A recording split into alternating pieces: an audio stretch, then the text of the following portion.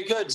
Welcome everyone to this Community Services Committee meeting for the 30th of July 2020. I will be your chairperson. I'm Councillor Matt Laurie. To my right, I have the Deputy Chair of On Bowater, and to my left, the Group Manager for Community Services, Roger Ball, and the rest of the team. We're going to start with the karakia, and we'll stand for that, please. Tuia ke raro, tuia ke roto, tuia ke waho, tuia te here tangata, te kangata, ka rongo te po, ke rongo te ao, humie, huie, tai gie. Thank you very much. Welcome to everyone in the public gallery. Great to see you all here today. Kia ora. And to the staff as well.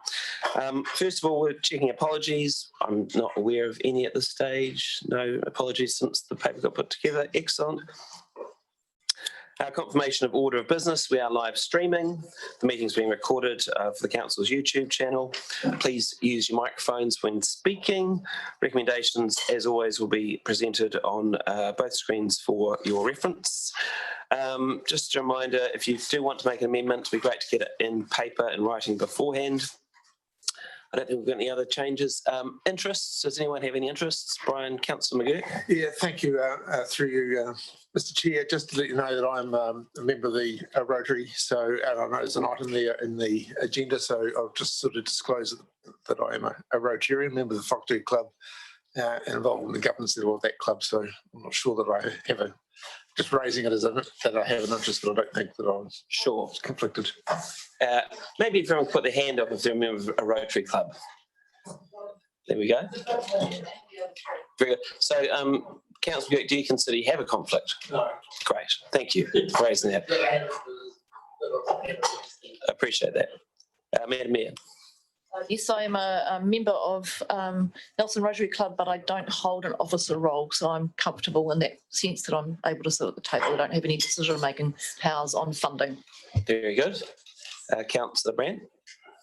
Yes, through the chair, I'm on the board of the Rutherford Rotaries, and I do have some decision-making around funding, so I will be a conflict. All right. Fair enough. Councillor Noonan. Thank you, Mr. Chair. I'm president of Nelson Rotary and helped with the application funding for Rotary to match funding for this project. So I will be joining the presenters at the public forum because I've been involved in that process. Very good, thank you. I won't be here for the debate. All right, thank you, Councillor Noonan. Councillor Courtney. Thank you, Mr. Chair. I'd like to signal to the committee that I also have an interest in item 8. The homeless hub proposed for the mailroom as president of the Rutherford Rotary. Right, so you consider you have a conflict? Absolutely. All right, thanks for letting me know that. Cheers. Any other conflicts? Anyone else member of Rotary? Would anyone like to be? Would you like to join? We may have some good friends. All right, well, that's good to know. Okay, so next I'd like to say welcome to our youth councillors, Sophie Winnick-Smith and Rasika Sapkota. How are you two? Great to have you here. Looking forward to any contributions you might like to make to the meeting, and looking forward to the Youth Council report as well. Next up, we have Public Forum. We're going to be hearing from John Hambleton from Nelson Rotary. I think, is Rod Edmonds here as well? And we're also going to be hearing from Philip Chapman from the mailroom. And I think Philip's going to be possibly joined by his friend Tiffany. Great, thanks, Tiffany. But first, John, if we could hear from you. Thank you.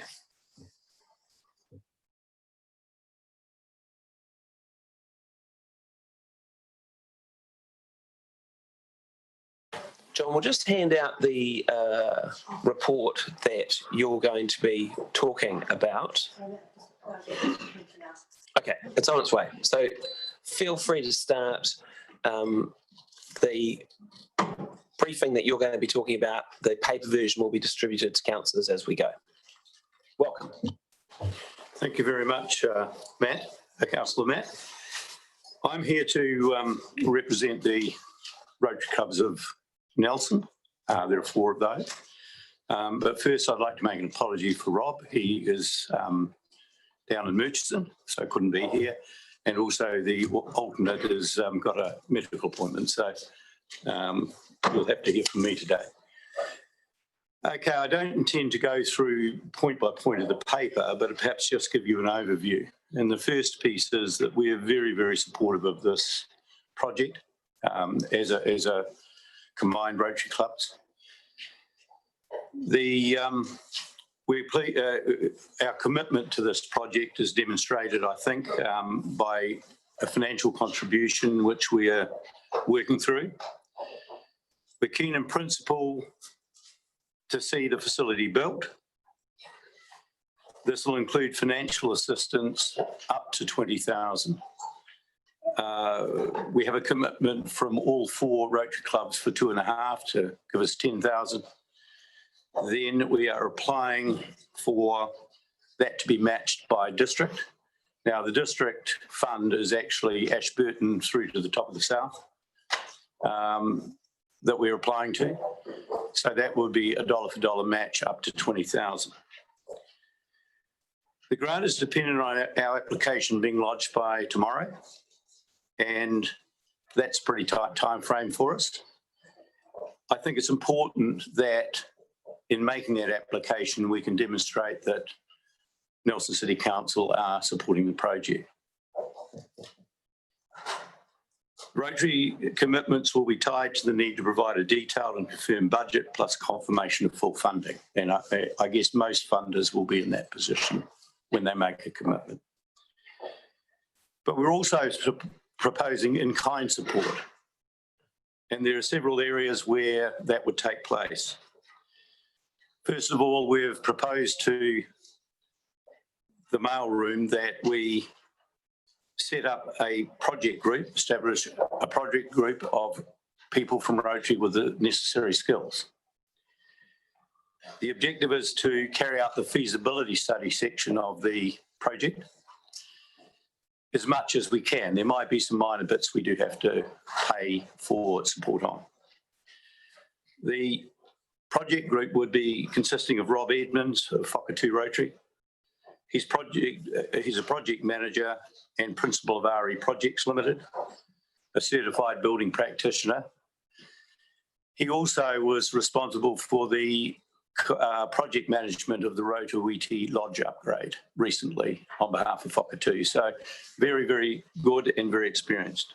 Alan Winwood of Nelson Rotary, who's estimating and construction background, former GM of Kidson's, of course, and various others. I won't go through the lot. Richard Blunt, who's a retired architect who will be taking the lead on design and has already started some work in anticipation. And myself as coordinator, I was the founding CEO of Portacom New Zealand, so I have a background in portable buildings as well. We have further specialist knowledge in other areas within our joint membership to carry out and cover other services. The feasibility report would be provided through RE Projects Limited. So that takes care of legal issues and insurance issues. To obtain support and coordinate, so the second area is to obtain support and coordinate volunteer groups. We see this as an opportunity to partner with some other organisations. Until we've approached them, I won't say who they are here, but the objective would be to be able to put some in-kind consideration for piling, for decks, ramp access, etc., and some building works as required.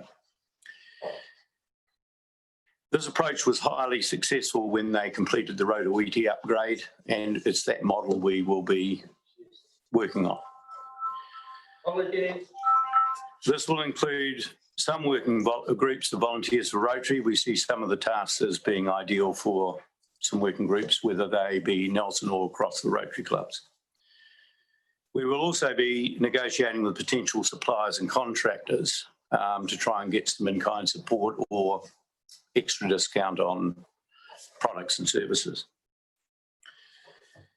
It will be important to acknowledge the companies publicly, of course, and I guess there at the end of the project, hopefully, will be a signage board of all those that have supported. So work completed today. We've done a certain amount of preliminary review. We're aware of some fish hooks in the site that we have to work through, and are clear on the need to do so. We have carried out a search for second-hand building options as well as considering new build, but we will consider both in the project. In terms of the second-hand buildings, we have been offered a schoolroom free of charge, Expo Halley School in Marlborough. That does mean a transport cost, but obviously, if we've got the base building for free, that's a pretty good start. There is some upgrade work to be done to that building. We probably will take the conservative step of removing the cladding because it is AC sheeting, and that type of work will be done as part of that option. The other option will be to look at a portacom type building, a relocatable, and we've got 4 or 5 identified who might be able to supply us pricing. The benefits of the second-hand versus the new build, and here I just want to make a correction to the square meterage shown in the report you've received. There's mention of 78 square metres. It is actually slightly smaller than that. It'll be 66.5 square metres. I think that the building was, when we revised the length, I think someone with short legs actually paced it out instead of measuring it properly. So it has now been measured correctly. The benefits of the size we're looking at, it is about double the size of the new build option. But the benefit is that it future-proofs the organisation, and I think that's important. The base building obviously is free, so the focus is on upgrade. The space can be made available for a second toilet or shower should that be required in future.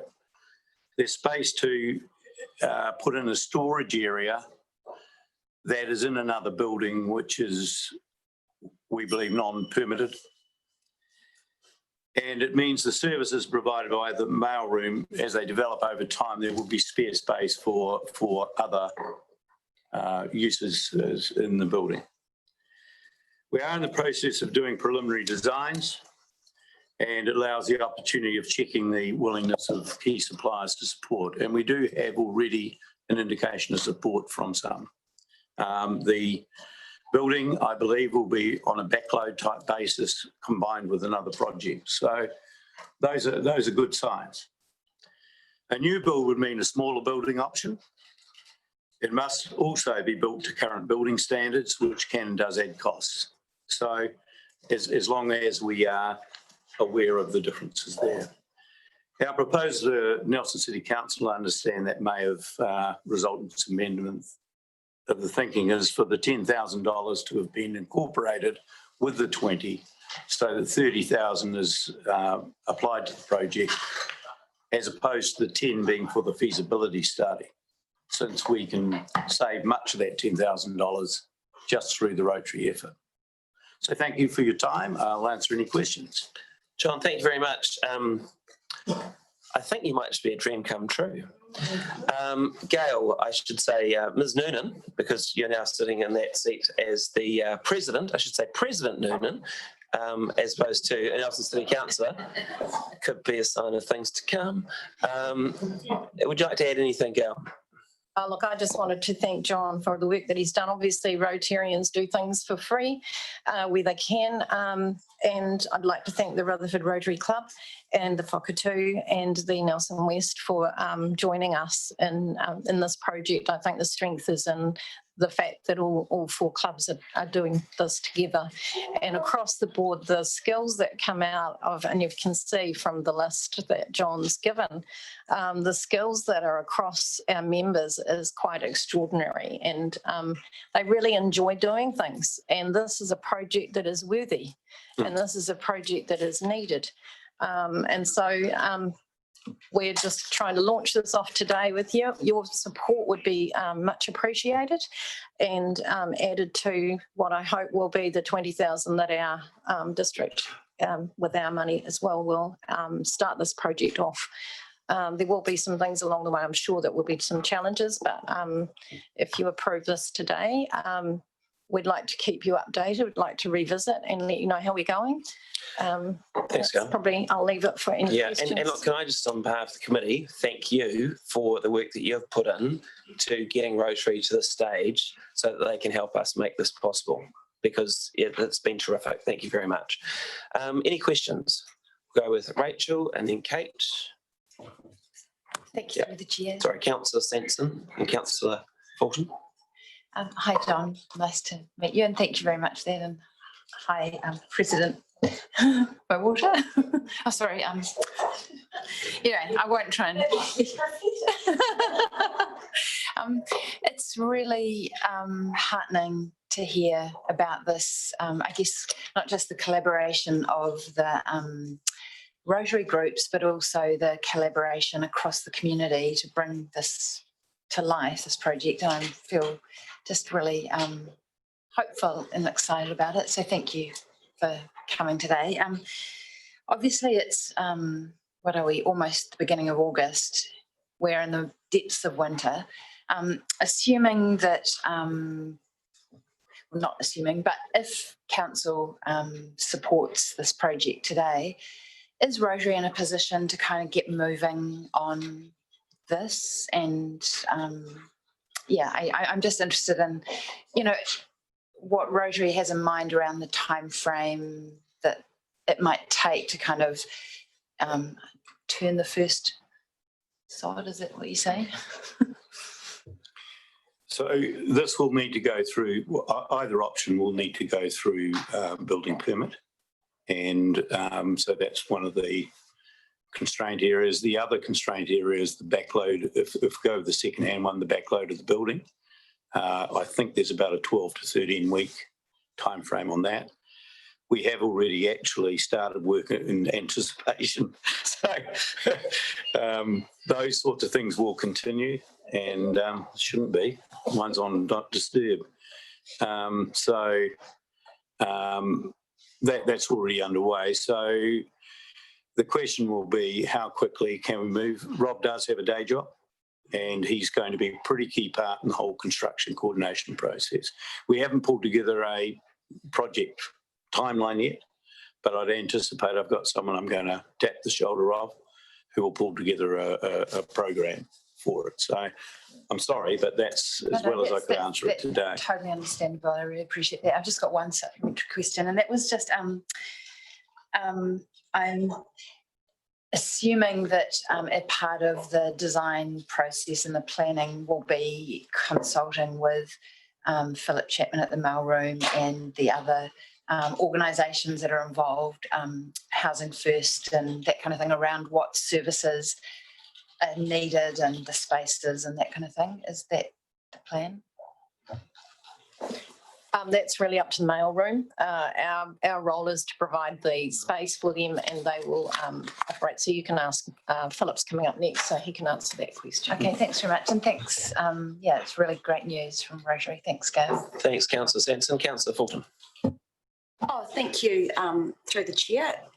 Look, I just wanted to say thank you so much for coming in and presenting to us today, and thank you for all coming together and wanting to participate in this project. I think it's a really amazing outcome that our community is behind us in delivering around objectives of taking better care of vulnerable people. I have a question around involving other community groups and whether you've reached out to Men's Shed Nelson or Men's Shed Wakatu, Men's Shed Waimea at all in terms of those skill sets and whether they might like to be involved in the project as well. Not that we haven't particularly gone to Men's Shed at this point, but they certainly have been discussed and are in the mix. So yes, very, very much so. I'm just adding, one of our members is actually one of the leads down there too. So look, if anybody's out there and they've got new toilets and new everything that they need, then please step forward, because now's the time to do that. And it's about everybody putting what they can in the pot. Thank you. Great. Any other questions from councillors? No? All right. Thank you very much, John Gale. Much appreciated. Love the report and the work you've already put into this. Thanks for coming on to Public Forum as well. Thank you. Thanks. Our next speaker at Public Forum is Philip Chapman from the Mail Room, and Philip's going to be accompanied by Tipene. Morena. Tipene, just hit the big button when you want to talk, and the red light goes on, you'll be away. Good morning, Philip. Good morning, everybody. Thank you, and I just want to echo you, Matt, Gail, thank you so much for all your work of getting Rotary, and John. So please don't ask me any clever questions about the building. It's not what I do. And I don't want to spend too long because Tiffany, I think, would say more about it. You know, we often, as agencies, decide what people want without asking the people, and we've always tried at the mailroom to go back and talk to everybody. So your question might be answered about what happens, because it's not for us to determine, it's up to them. Thank you for Tama. Some of you will know Tama in the corner, who's been here a few times. Harry, thank you, Harry. Murray, thank you, Murray, and Hayden there. So they were all in a meeting and they've broken their meeting to come here this morning. So thank you. Look, I'll give you a couple of quick things regarding funding. As I think I mentioned last time, we've had a member of the public has donated $5,000, because you remember, when we get this unit up, it's going to need a heat pump, it's going to need washing machine, dryers, computers and all those things, and that's going to be a mailroom effort to put all that stuff in there, because I think people who will donate money want to see things rather than a sewer pipe. So that's most probably the way we'll go.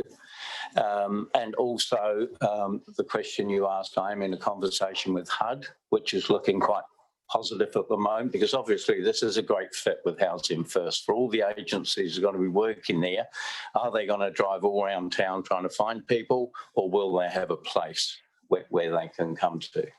So look, I don't know much about the building, but what I do know is I've been knocking around with these guys for a couple of years now, and a great bunch to be with, always supportive of me. But, you know, I was talking to one of them last week who is still living in a crawl space under a house, and his day is to go to bed early so he can get up 3 o'clock in the morning to go around the nightclubs, because that's when you get the good cigarette ends, because people are drunk and they leave lots of cigarettes. So we have people in Nelson still living like that. He's a young man. You know, it upsets me that we've got young men. One of the things he also said was that I did my apprenticeship. It took me a year to be on the streets, and he learns from the guys that have been doing it. So, you know, when we're looking at homeless guys, we think, oh, the poor vulnerable things, but they actually have a lot of skills. They survive out there where you and I wouldn't. They know every trick, they know how to do it, and they have a lot to offer. So I'm always thinking we go back to them and say, what do we need to do here, guys? What's the best way to do this?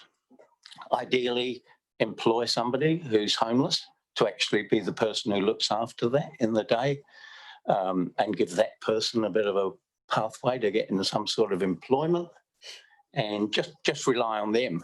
They never let you down when you want things. We've done surveys before and we show it to them, they say, you haven't asked the obvious. When was the last time we ate? Oh, that's right, I do that. So, you know, always go back. So I don't want to spend too much longer. Tiffany, are you all right having a chat to them? They'll be nice to you. Kia ora. I'd just like to say thank you on behalf of the homeless and the council and all that. Just like I say, how we would benefit from it. Like we have no showers and toilets and home, so we would benefit from the showers and somewhere to hang out instead of hanging on the street, and maybe get some new skills. You know, like you say, we can have other organisations come in and give us like cooking skills, or, you know, just somewhere to chill out and instead of running around the street drinking alcohol and nowhere to go, really. I've been on the streets for quite a few years now. The only way you survive is drinking, because it gets cold at night with no blankets, and, you know, kind of scary in that. But been working with Phil in that for quite a while now, so I think that, you know, what we are trying to put into place would, you know, be a well benefit. I mean, yeah, done about 30 years on the street, and, you know, it's pretty hard to do your washing, and, you know, you just get into trouble with it in the law. And not so long ago, they tried to have me up for loitering on the street.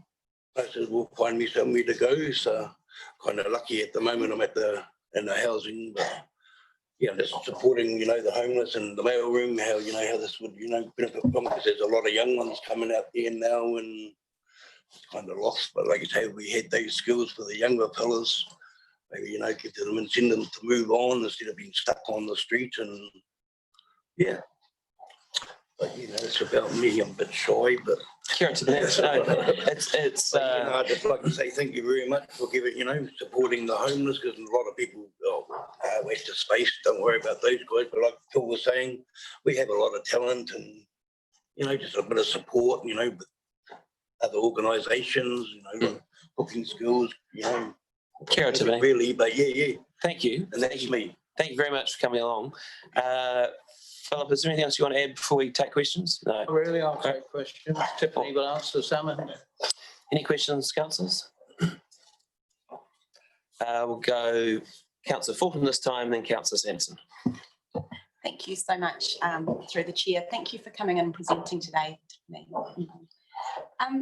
During lockdown, when there was an increase in support for homeless, can you tell us a little bit about your experience then, and whether what's happened since that period of time in terms of that ongoing support? Well, when we first got locked down, I was in a motel, and that was $120 a day. Well, when they rang me up a couple of weeks later, I said, I'm not going to pay any more money.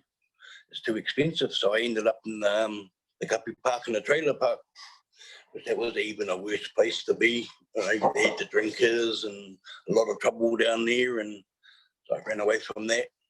I ended up in the Brook, which was just, that was even worse, I suppose, because you had to walk half a football field to get to the toilet, and cold. And so at the moment I'm at the Paradisos, which is kind of cool. Got my own little wee ensuite, but doing really well. I'm out of the cold, and But you moved 4 times since March. The other side of that, you know, what we noticed was we'd been working with the homeless for years, along with Loaves and Fishes and Night Shield, and then all of a sudden COVID came along, and a lot of big players all of a sudden got very involved, like the District Health Board, who quite frankly had never attended any meetings beforehand about the homeless, but all of a sudden they got involved. PHO got involved. We had loads of new people hand in their cards out saying, I'm your new key worker. And it was, one guy had 4 cards given to him in the morning that were then his key workers. And it did seem like they moved in to do all the right things, but in fact they hadn't accepted that small agencies had actually been working quite a while and built relationships where they hadn't. And of course now they've all pulled out. PHO had some and they've gone. So we're sort of going back to, and that's not a criticism. I mean, secondary health isn't going to keep doing it, but that's just the other side of the COVID. And I think, why did they get so involved? What was the major drive for them? Was it that all of a sudden these homeless people were seen as a risk to the general public and that's why it was done? I don't know that. That could be the cynical side of me. But suddenly everybody got involved and now it's all starting to go back to where we were. Thank you. Thanks, Philip. Thanks, Councillor Fulton. Councillor Samson. Tēnā koe, Tiffany. Thanks for coming along. I really appreciate, and your peers as well for coming to present to us. I feel really hopeful that something's going to happen. Yeah. And I'm just wondering if together your cohort have started dreaming about what kinds of things a space could be for your community. So, you know, what facilities and what kinds of activities it could support. Have you started thinking about that kind of thing yet, or has it just felt like a pipe dream and so you didn't dare to hope? Like you say, just a bit of a pipe dream, and hopefully it takes off. And so I would encourage you all to actually think about what it is that you would like the space to be, because I feel like the community is valuing you and recognising that we need to support our homeless. And now is the time, you know, that we're going to be able to put together something that is going to work for all of you. So Say the next generation and the younger ones coming out there, you know, just give them a bit of an incentive and, you know, what schools or. Great. thank you. Sorry, just to answer, there was another question around the men's shed. I can't remember who asked that question around men's shed. It was Councillor Thorpe. Okay, I chair the local shed here, and I was also involved in setting up the one in Waimea, so I have good contacts there, and certainly they're very keen. And again, we have Murray from Mitre 10. He's been a friend of us all for a long time now, and he's offered some support and materials. So, and churches have come to me offering support. So there is quite a lot of community support for this project outside of Rotary as well, and we'll all work together on that. Cool. Thank you, Philip. Thank you, Tiffany. Thank you very much. And Philip's going to be sticking around for the next part of the meeting so he can answer any questions that might come up when we hear from staff about where we're going. Thanks very much, gentlemen. So we're going to just have a bit of a change of order because everyone's still here, and we're going to move to item 8 in the agenda, which is providing a homeless hub at the mail room. We'll go back to the minutes, the Chairperson's report and Youth Council update after this item. And we're going to be hearing from our Community Partnerships Advisor, Scott Tambasari, who's going to present the report.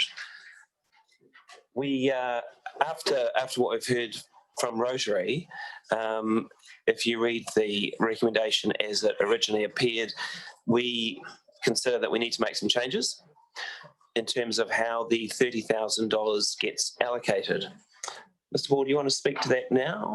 No, We'll leave that to Scott will introduce that. And anyone who'd like to formally, anyone who feels they have a conflict, now would be a great time to go and spend some quality time together in the comfortably appointed council lounge or in the public gallery if you choose. So, Scott and Mark, welcome. Thank you. Over to you. Kia ora, and thank you. Through the Chair, first of all, I'd like to introduce Scott Tambasari. Scott is as Matt was saying, is a Community Partnerships Advisor, and this is his first report to committee or council. So, great having you. Before I talk again, I'd just really like to acknowledge and thank the partners around this project, in particular the mailroom for their leadership, Rotary, the other agencies who are potentially who are going to be supporting it.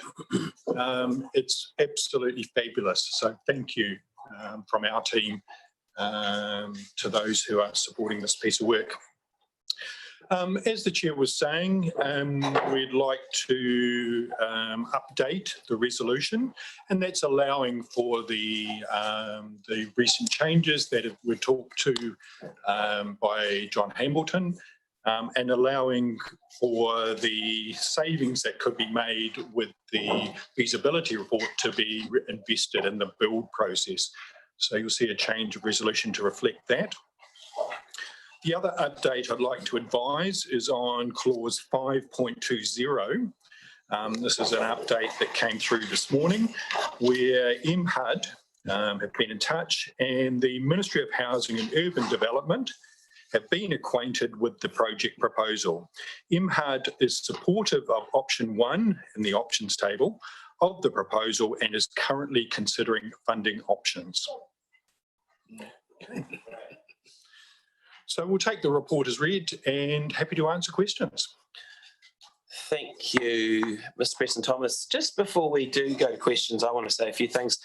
In many ways, the Homeless Hub has been a victim of New Zealand's success in terms of tackling COVID-19.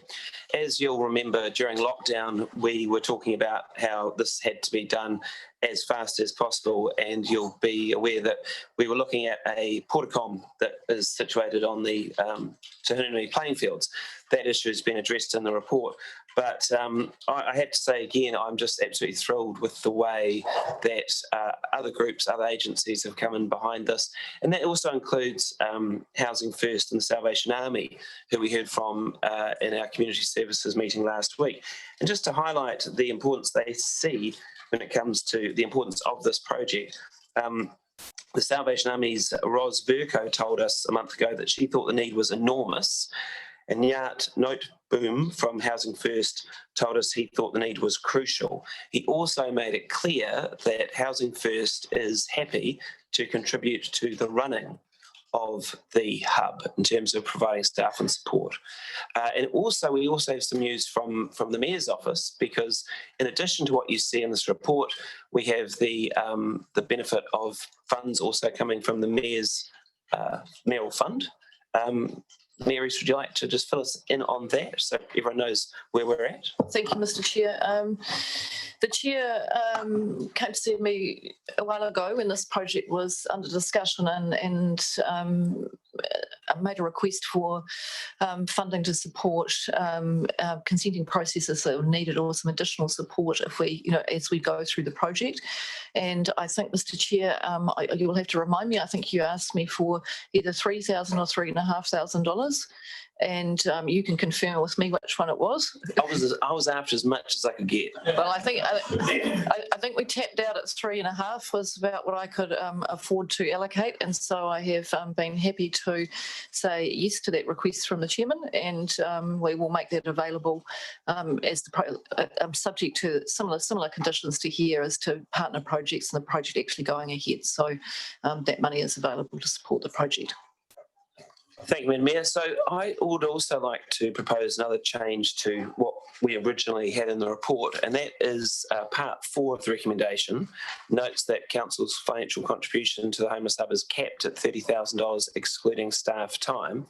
I appreciate the intent of that part of the recommendation, because when the project did sort of start to face some headwinds, it was because of concerns about the escalating costs. So I appreciate why that's there, but with the additional funds from the mayoral fund, also given the fact that the recommendation states in part 2 that we're approving funding of up to $30,000, I feel that part 4 is redundant, and I would like to take it out with the support of the committee. Yes. Thank you, Deputy Mayor. I also feel that that we don't always have that kind of statement in our recommendations, and I think it is covered, as I said, in part 2. So I would like to see if we can change that, and then we'll see if everyone approves of the amendment. Mr. Ball, what do you think? Thank you, through the chair. Mr. Chairman, yes, you characterised the intent accurately. We were, through that number 4, seeking to give assurance to the council as to what your exposure was, but we're not hung up on that, and if the committee would prefer to remove it, and certainly now that we have some additional funding from the Mayor's office, it's actually not accurate either, so it would need to be adjusted in any case. So quite comfortable if the committee is happy to remove that. Okay, thank you very much, Mr. Ball. So questions, starting with Councillor Rainey and then going to Councillor Edgar. Thank you, Mr. Chairman. So, clause 2 of the recommendation then, I'm presuming that the Mayor's budget lies separately from this. That doesn't include that. It's a separate issue, isn't it? So, independent issue, okay. No, that's fine, thank you. Councillor Edgar. Thank you. Look, we heard earlier that, this is what I would call, quite a skills-based project in a lot of ways. We're sort of uplifting and utilising and optimising skills from Rotary, but also from the homeless people themselves. Just wondering, within the revised resolution, it talks very specifically about funding, whereas a lot of the contributions we're getting, and probably what is going to be some of it immeasurable, but some of it measurable, is the in-kind contributions, that skills-based contribution that Rotary and homeless and other members of the community are giving. Just concerned that wording might preclude that, and whether we need to include in-kind contributions or change the word funding to contributions. Just your thought around that. Yeah, through the chair. Thanks for that. I guess I'd like to reflect that the leadership of this is very much sits with the mailroom, and that council's contribution is to support the mailroom in terms of that. So I guess what I'm saying is that we totally recognise that the community and lots of other organisations are contributing. It'd be great if we could capture that, but that's directed to the mail. Yeah, everyone's directing towards the mailroom. Yeah, all due deference to that though, is though the resolution reads, agrees that a council contribution to build costs is contingent on partner or community funding to cover the residual costs. Whereas we've heard today, it will be partner or community funding and in-kind contributions that will cover those residual costs. And so I think the resolution needs to reflect that, because we know it's potentially going to be quite a significant part. And so I just think we need to reflect that into the resolution, Mr. Chair, if you're acceptable with that. So, yep. Thank you, Councillor Gill. We will do a little bit of tapping the keyboard and get that sorted. Councillor O'Neill-Stevens, followed by the Mayor. Yes, so just again, also harking back to the our public forum where we heard from the Rotary Club that they've got $10,000 confirmed, but the additional potential $10,000 funding is an application. Is there a risk that if that application is unsuccessful, that this project will stall? Through the chair, in the event that the project was unable to be fully funded, and again, we're not just relying on the Rotary contribution, it's fantastic. It's brilliant that they are contributing, but there are a lot of other partners potentially around the table that have offered their support, as we've heard. If at the end of the day, the project is looking at serious risk due to resourcing, we will bring that back here to look at options. Okay. Thank you, the Mayor. Well, thank you through you, Mr. Chair. Mark, I think you mentioned MHUD and funding, and did you say happy to support option one? I may have misheard that.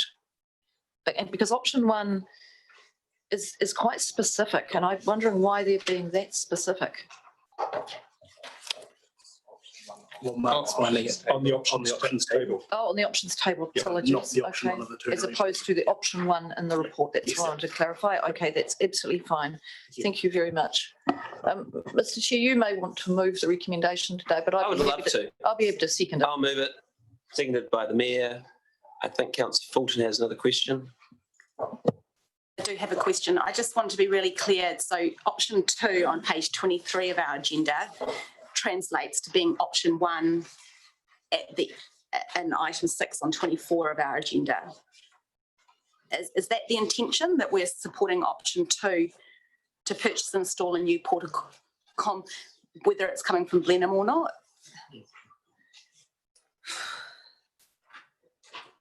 It's the classroom, sorry, apologies, the classroom. Yep, okay. I'm just a little confused where the outline is for what Rotary's presented to us in terms of option 1, 2, 3 and 4 on 22 and 23 of our agenda, or is that changed since the report was written? Through the chair. So what we're looking at today is looking at council's contribution towards the hub. Okay, there are several options, some of which have been come forward since the report was drafted, including very recently the option of considering the portacom from Blenheim. Those options will be considered by as part of the, I guess, the feasibility and the operational planning. And I guess the question around the table today is around council's contribution. But that decision around what particular building and the cost of that will be considered as part of the finalised later. So that $90,000 option 2 is kind of if you're costing it all out rather than finding in-kind support or donations. Yes. Yeah, and so you're comfortable that the 30,000 from council plus the potential 20,000 from Rotary plus other funding sources will cover the full cost of this project if you include in-kind support? Yes, a short answer. We've been working with other funders as well, and a lot of them are pretty keen to see the feasibility report as to sort of their levels of funding and support. But I'm pretty comfortable that taking on council support, Rotary support and other in-kind support and donations, that we will get across that line. And you're comfortable that the feasibility study can be carried out by the Rotary project group, that's a helpful change in direction? Oh, absolutely. I think that's great support from Rotary, and yeah, thanks very much for that, and yeah, happy to support. I've got one last question, and apologies, because I know I sometimes go on about it a little bit much, but climate impact, which is page 27 of your report, you just mentioned that there's no impact on council to proactively respond to the impacts of climate change, but how are you incorporating sustainability into this kind of project in terms of ensuring, well, that whatever ends up there as well insulated and has good heating and as sustainable as it can be? Yeah, it does.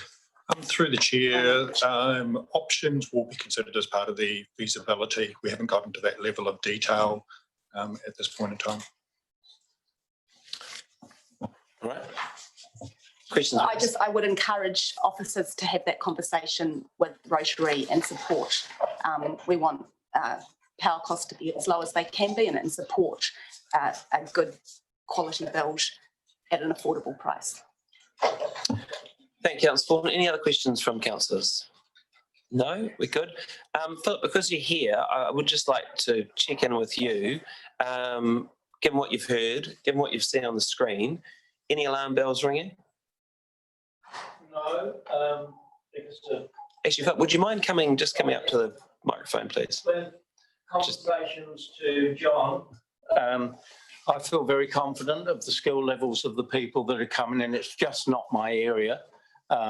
So I'm really confident, and we haven't really gone out to people yet to that extent because we haven't known where we're going. I'm pretty certain we've got a huge collection of people that will be very keen to gift to us. So no, I'm pretty happy with how it's gone.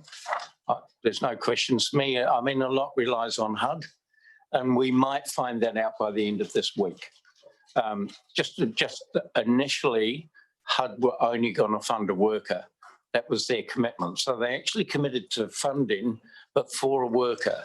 I went back to them saying, well, we haven't got it yet. And another worker comes with all sorts of problems. Can you do money for capital?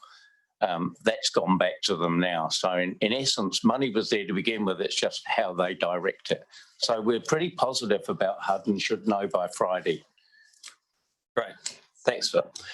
All right, Councillor McGurk. Just probably a quick question. I'm aware of the district grants, but John did talk about it had to be in by tomorrow. When will we get a decision? Because I understand with district grants, they have to be spent within the fiscal year. The project has to be done and dusted. Is that still correct?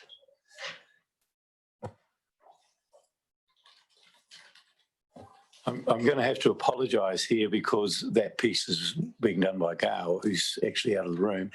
I believe it'll be before the end of August, though. We'll have that answer. I suppose the point I'm making is that there is actually a very short tail to this. Oh, incredibly short tail. Yeah, I believe. Yeah. Which I like because it's going to get us moving. Yeah. Thanks, John. All right. Thanks very much, team. Much appreciated. We'll move to debate. We're going to start with Councillor Edgar, Councillor Samson, and then the Mayor. Thank you, through the chair. Look, I want to extend my appreciation firstly to Philip, who has hung in there for years with the mailroom, doing what is more often than not a thankless role. And looking after people that society and other groups have more often than not turned their back on. And so I really want to thank Philip for his leadership in this area and for listening to people that haven't had a voice and for enabling them to have a voice and to use their skills and see that their contribution to society has a role and is valued. And I think that's been overdue. And so this is a great opportunity to bring some of that to the fore. I want to say thanks to Rotary. Now, I don't know many of the names on the list, but I know Alan Winwood, and I first met Alan Winwood 16 years ago, or probably a little more than that now, when he was the construction manager for the Richmond Aquatic Centre. So I reckon if he can construction manage the aquatic centre in Richmond, he could probably do a portacom in his sleep. So all due deference to the other people on that list, but yeah, if they're of equal skill to Alan Winwood, there's some amazing skills there. And so I think this is just an amazing opportunity.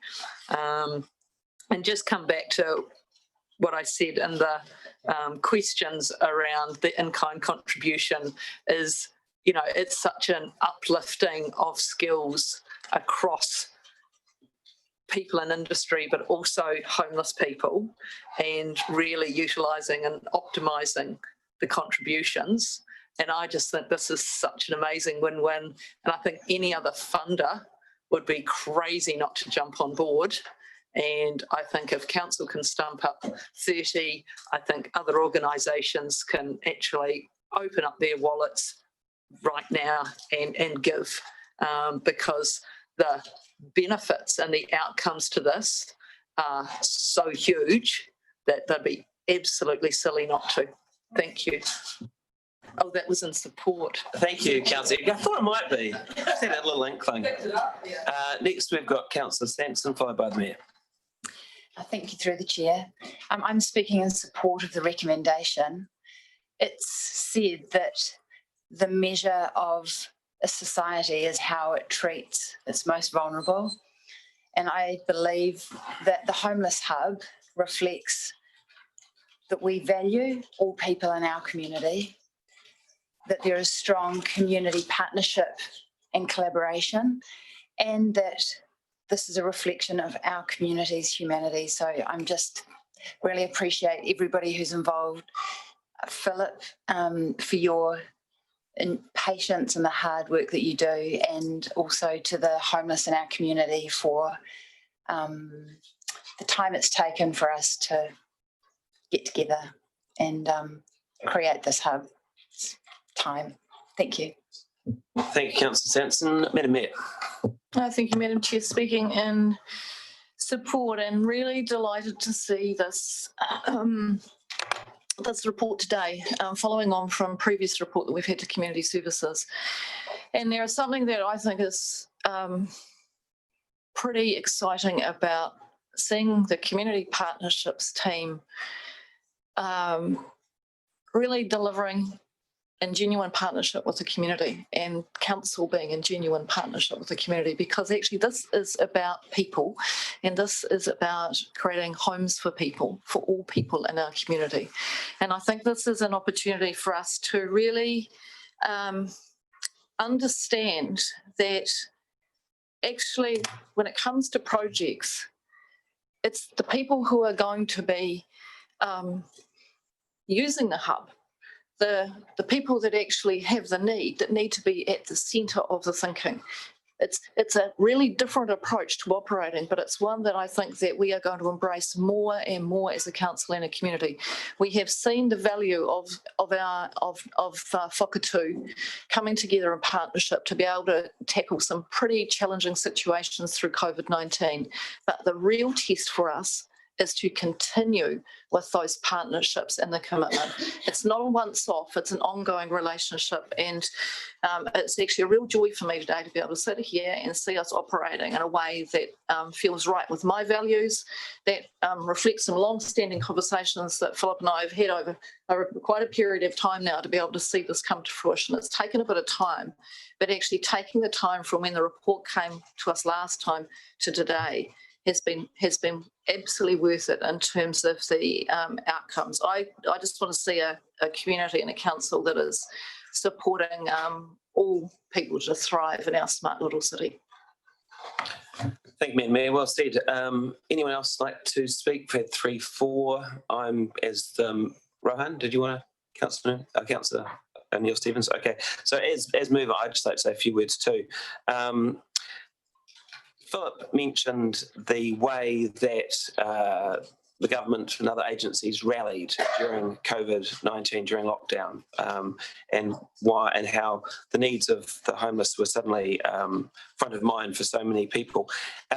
And Philip suggested with a degree of cynicism that there might be, I think, some perhaps political reasons for that. And I've no doubt there were. But I also think it was a response to the community's concern for people as well. And that concern has been, and that aroha, to be honest, is also being reflected by the work of Rotary and their efforts and the way they want to contribute to what we're doing, and other groups as well. And I think that spirit is also a reflection of an increasing belief in Aotearoa New Zealand of the value of kindness. And I think one of the reasons we got through COVID, or we appear to have got through COVID a lot better than a lot of other places, has been because as a country, we have actually embraced the concept of kindness as being something that is actually in our strategic interests, as well as just being a good thing to do as a human being. So I feel this is very much part of that whole mahi and philosophy, which seems to be taking hold in New Zealand, which I think is a wonderful thing. The other thing I'd just say is the success of this facility, of this hub, will be felt not just by the people using it. It will be felt across the city. It will benefit lots of parts of Nelson Whakatū. So I agree with everyone that this is just a total win, win, win. And again, I do appreciate very much, particularly the contribution of Councillor Noonan to rally the forces of Rotary to get us to this stage. So without any more talking, I'd like to put it, all those in favour of the recommendation, say aye. Aye. Those against? Fabulous. Unanimously passed. Thank you, everybody.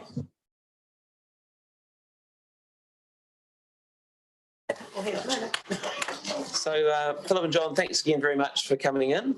We're going to move on with the next bit of business, but you're welcome to hang out and check out the chairperson's report. It's going to be pretty interesting. There might be a slide. Thank you. And Philip, could you thank Tipene and the other gentlemen for coming along today as well when you get a chance? Again, thank you. And let them know the news, obviously. It has been named the Whare Haruru. Thanks. In the report, I know we will use the hub, but we will be in Shane Brown, obviously we're hoping with that name. And it means risk-free place to safety, and that would be a nice. Thanks, Philip. Go on.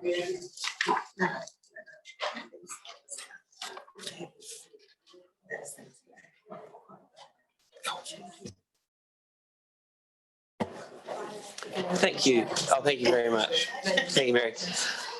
So we'll get our colleagues back into the chamber and we'll move on with the meeting. And next up, we're going to do the confirmation of minutes, which is item 5. And I actually have some changes.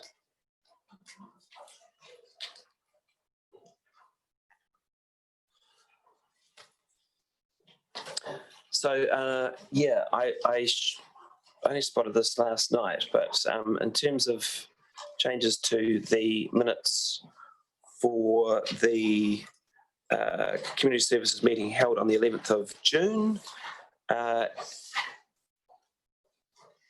under in part 8, under the chairperson's report, it says, page 11 of our report.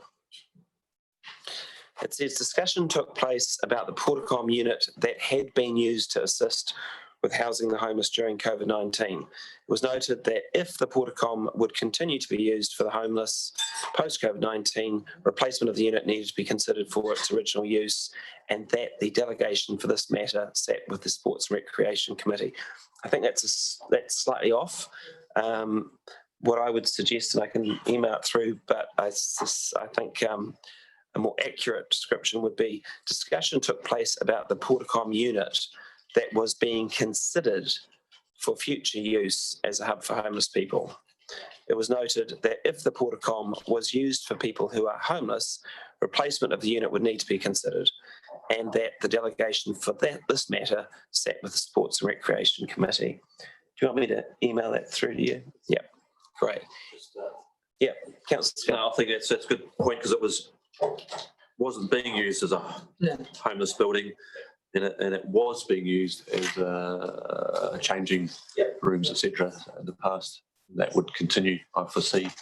I'm happy to second with that correction.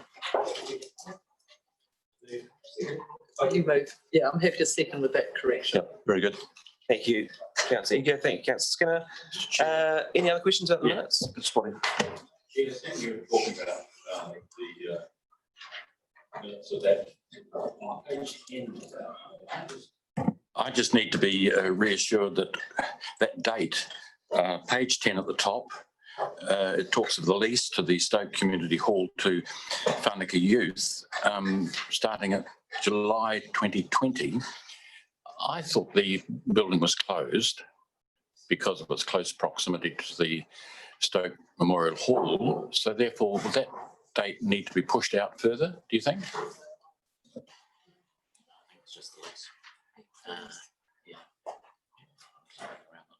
Mr. Petheram, can you enlighten us? Councillors, Sorry, Mr. Petheram, would you mind using a microphone, if that's right? Mr. Chair, councillors, the Stoke Community Hall is available for use. We're just going through the process at the moment of ensuring that it complies with fire safety requirements, and we're expecting that to be completed next week.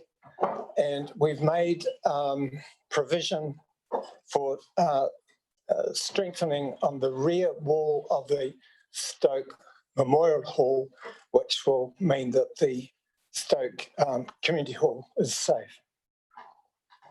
All right. Thank you for that. Yep, good.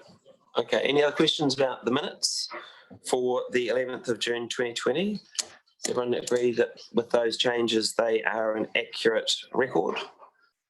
You're good. Moved by Councillor Courtney, seconded by Councillor Brand. I'll put it. All those in favour say aye. Aye. Those against? Passed. Next, the minutes for the Community Services meeting that took place on the 9th of July 2020. Any questions, any concerns? If not, I'll move it. Would anyone like to second it?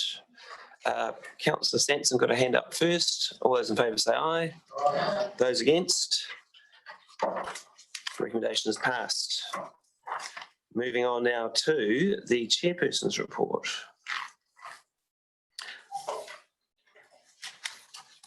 So I'll take the report as read.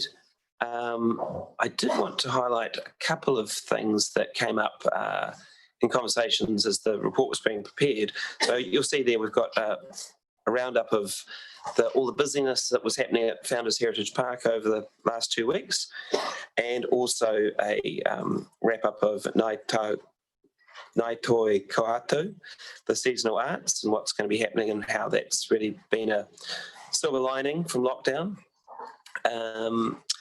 The festival will include the return of the Fringe Festival, and as you may be aware, you may have seen in your inbox the opening night for the Fringe Festival. The opening ceremony of the Bay Landscapes Nelson Fringe is on the 14th of August at 6 o'clock at NCMA. Be great to see lots of people there. The Italians in the Wood, you've probably seen the panel that's out there looking fantastic. Councillor Noonan, thank you again for your representing the council at that event. It was awesome. Great. How was the pizza? Look, it was, if I may. Yeah. I took Councillor Bowater with me, and it was just a lovely occasion. I've spent quite a lot of my childhood in the woods, so it was quite, and I live there, so it was quite nice to be asked. Actually, it was quite fitting, and I knew a lot of the people, and the Italian ambassador came with his lovely wife, and they were just delightful, and they really enjoyed it. They weren't going to come; they came at last minute, so that was really nice. And it was a really good occasion. And then we went down to the Club Italia, and pizza was on. Oh boy, if you want to go there, it's once a month. I'll do a wee plug, shall I? Do it. Once a month, they have. You can go down there and you pay a certain amount, and you can eat as much as you can. I think is the idea. So keep your eyes open for that occasion. No, it was a really lovely thing, and thank you for the opportunity. Thank you, Councillor. And Councillor Bowater, you were there too. You had a good time? Yes, it was wonderful. In fact, I was late to actually something else that was family orientated because I was enjoying the pizza so much. It was wonderful to be part of it. And there was quite a nice tie-in with lots of different other people that were involved around it. It was good to see their contributions as well. And the welcoming and hosting at the Italia Club was great. It was wonderful. And I think they're fundraising for their kitchen. So I just echo what Councillor Noonan has said about the wonderful pizza. And if anyone's got the opportunity to go down to that, should definitely consider. Very good. And I believe they have Peroni. Cold Peronis? I think they do. Memory. It's a good time. Thank you, Councillor Bowater. Just also a quick note about the Nelson Libraries part of the Chairperson's report. We have a lovely photo. Do you like that? That is a shot that was taken at the Nellie Nightingale Library during the annual Starlight Stories session, which features kids and staff in their PJs. I love that shot. So yeah, lots of good things happening at the library. You will have seen in the report that the library put a fair bit of energy into celebrating New Zealand Music Month despite lockdown, and we're posting furiously about New Zealand music and sharing New Zealand music. And Serena tells me, you'll see in the report, that this actually prompted some messages of support for the council, for the library rather, from none other than Fat Freddy's Drop and Holly Smith, which is pretty cool. And Serena tells me they're also promoting a lot of local music, including MC Culprit, Bryce Wasney, and the Alpha Trio. And just to quantify the comment in the report about the ongoing use of ebooks and audiobooks after lockdown. So when lockdown started, the use of ebooks and audiobooks shot up. Well, it's stayed up. It's continued to remain at those lockdown levels. Ebook usage is up 144%, and audiobooks are up 79%. Pretty interesting. I do not know.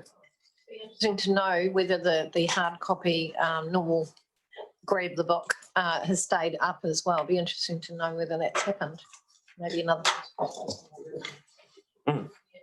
Thanks, Through the Chair.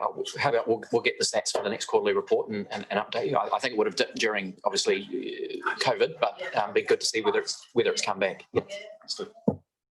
Thank you. Could I have someone move the Chairperson's report? Councillor Fulton, seconded by Councillor McGurk. I'll put it. All those in favour say aye. Those against? The report, the recommendation is passed. Mr. Chairman, I've got a comment on that last question. Sure. Thank you. Through the chair. So the manager libraries is watching on YouTube and advises, yes, hard copies still up. So there you go. That's fantastic. That means people are doing more reading, and that's awesome. Well done, Serena. It means, yeah, go you. It means we're adapting. Those things are adapting, getting more out of their library and getting more out of their council, which is great. Thanks very much, everyone. Next, we move to our Youth Council update. Sophie and Risika, who would like to kick us off? Hello everyone, I'm Risika Sakputa from Nelson Youth Council. This is my first year at Youth Council representing Nelson College for Girls and Nelson Britney's community. Hi, I'm Sophie Wienick and I'm representing Youth Council today and Nelson Girls College. It's my first year as well on Youth Council, and yeah, so we're going to be talking about a few things that we've been up to. So the first thing is submissions to the annual plan and Nelson Future Access. Yeah, I might just ask you to move that microphone a little bit closer to you, if that's okay. Yep, great, thank you. We've worked with the transport team on public transport, active and sustainable transport, and speed limits. They were different subgroups, and during lockdown we held a survey which we got 112 responses to. We've also provided input to the heritage strategy, and we've created a survey with 46 responses from youth. We met Whanake youth to see their new youth building in Stoke and provided ideas for them. On the 10th of July, members from the Youth Council attended the Top of the South Forum, meeting with Tasman, Kaikoura, Marlborough Youth Councils. This helped us connect and get to know different youth councils from Top of the South. The Youth Council also assisted in promoting the B card. So basically we, like 2 people from each school, talked in assembly to promote and give information about the B card. We also replaced the stone benches at the Sunday Hall picnic table at Mai Tai, leaving one end with no bench to allow wheelchair users or friends to be around the table. Thank you. Great stuff, thanks to you too. And are you enjoying Youth Council so far? Yeah. What so far is the best thing about Youth Council? Pizza. You're not allowed to say pizza. Had enough talk about pizza. Hey, Ristika, can you turn your microphone on, please? So the food is awesome. Yeah, food is awesome. And I think the best part is meeting with councillors and the mayor, obviously, and getting to know the different project that happens in Nelson and having a say on behalf of the youth. I think that's really awesome. Cool. Sophie, what do you reckon? Oh, I just completely agree with Shika. That's what I'm enjoying as well. Awesome. Can I just say that one of the things that I struggle with is how some people are very apathetic about the things that council does. And when we see young people taking interest, it certainly makes me very happy and hopeful. And I think other people feel the same way. So thank you for being here and for the way you're contributing. All right. So we don't need to receive that. We've had the report. Thank you very much for that. We are now going to take a 5-minute break. Oh, Councillor. I have a question. Courtney, sure. For Sophie, the 2 surveys you did, what are you planning to do with those results that you got from those surveys? So for the heritage strategy, we wanted to get input from youth on what they thought, because we currently hadn't had much active youth with heritage. So we got 46 responses on that. And for the transport, we wanted to see what people might want changed or want to happen. And we had lots of different sort of input. I might pass it to Shika if she wants to add anything. So, Mr. Chair, through you again to Sophie. So you're now going to pass those on to council officers, the management team here at council. Is that the idea? Yes, from what I'm aware. Good question. Any other questions for our youth councillors? Councillor Noonan? I'll just follow that up. I'd be really interested, particularly in transport, we hear quite a lot of, but the heritage, we don't, well, like you were saying, there isn't a lot of opportunity for inputting into heritage. I'd be really interested to see what came out of that. So maybe Mr. Ball can get that for us, the feedback for the heritage from the Youth Council. Can we maybe have it emailed to us? Through the chair, yes, no, happy to look into that and email that out to you. Great, and thank you for doing that. Any other questions for our youth councillors? All good? Great. All right, as I said, we're going to take a 5-minute break now to stretch our legs, and then we'll be back for the Stoke Memorial Hall strengthening paper.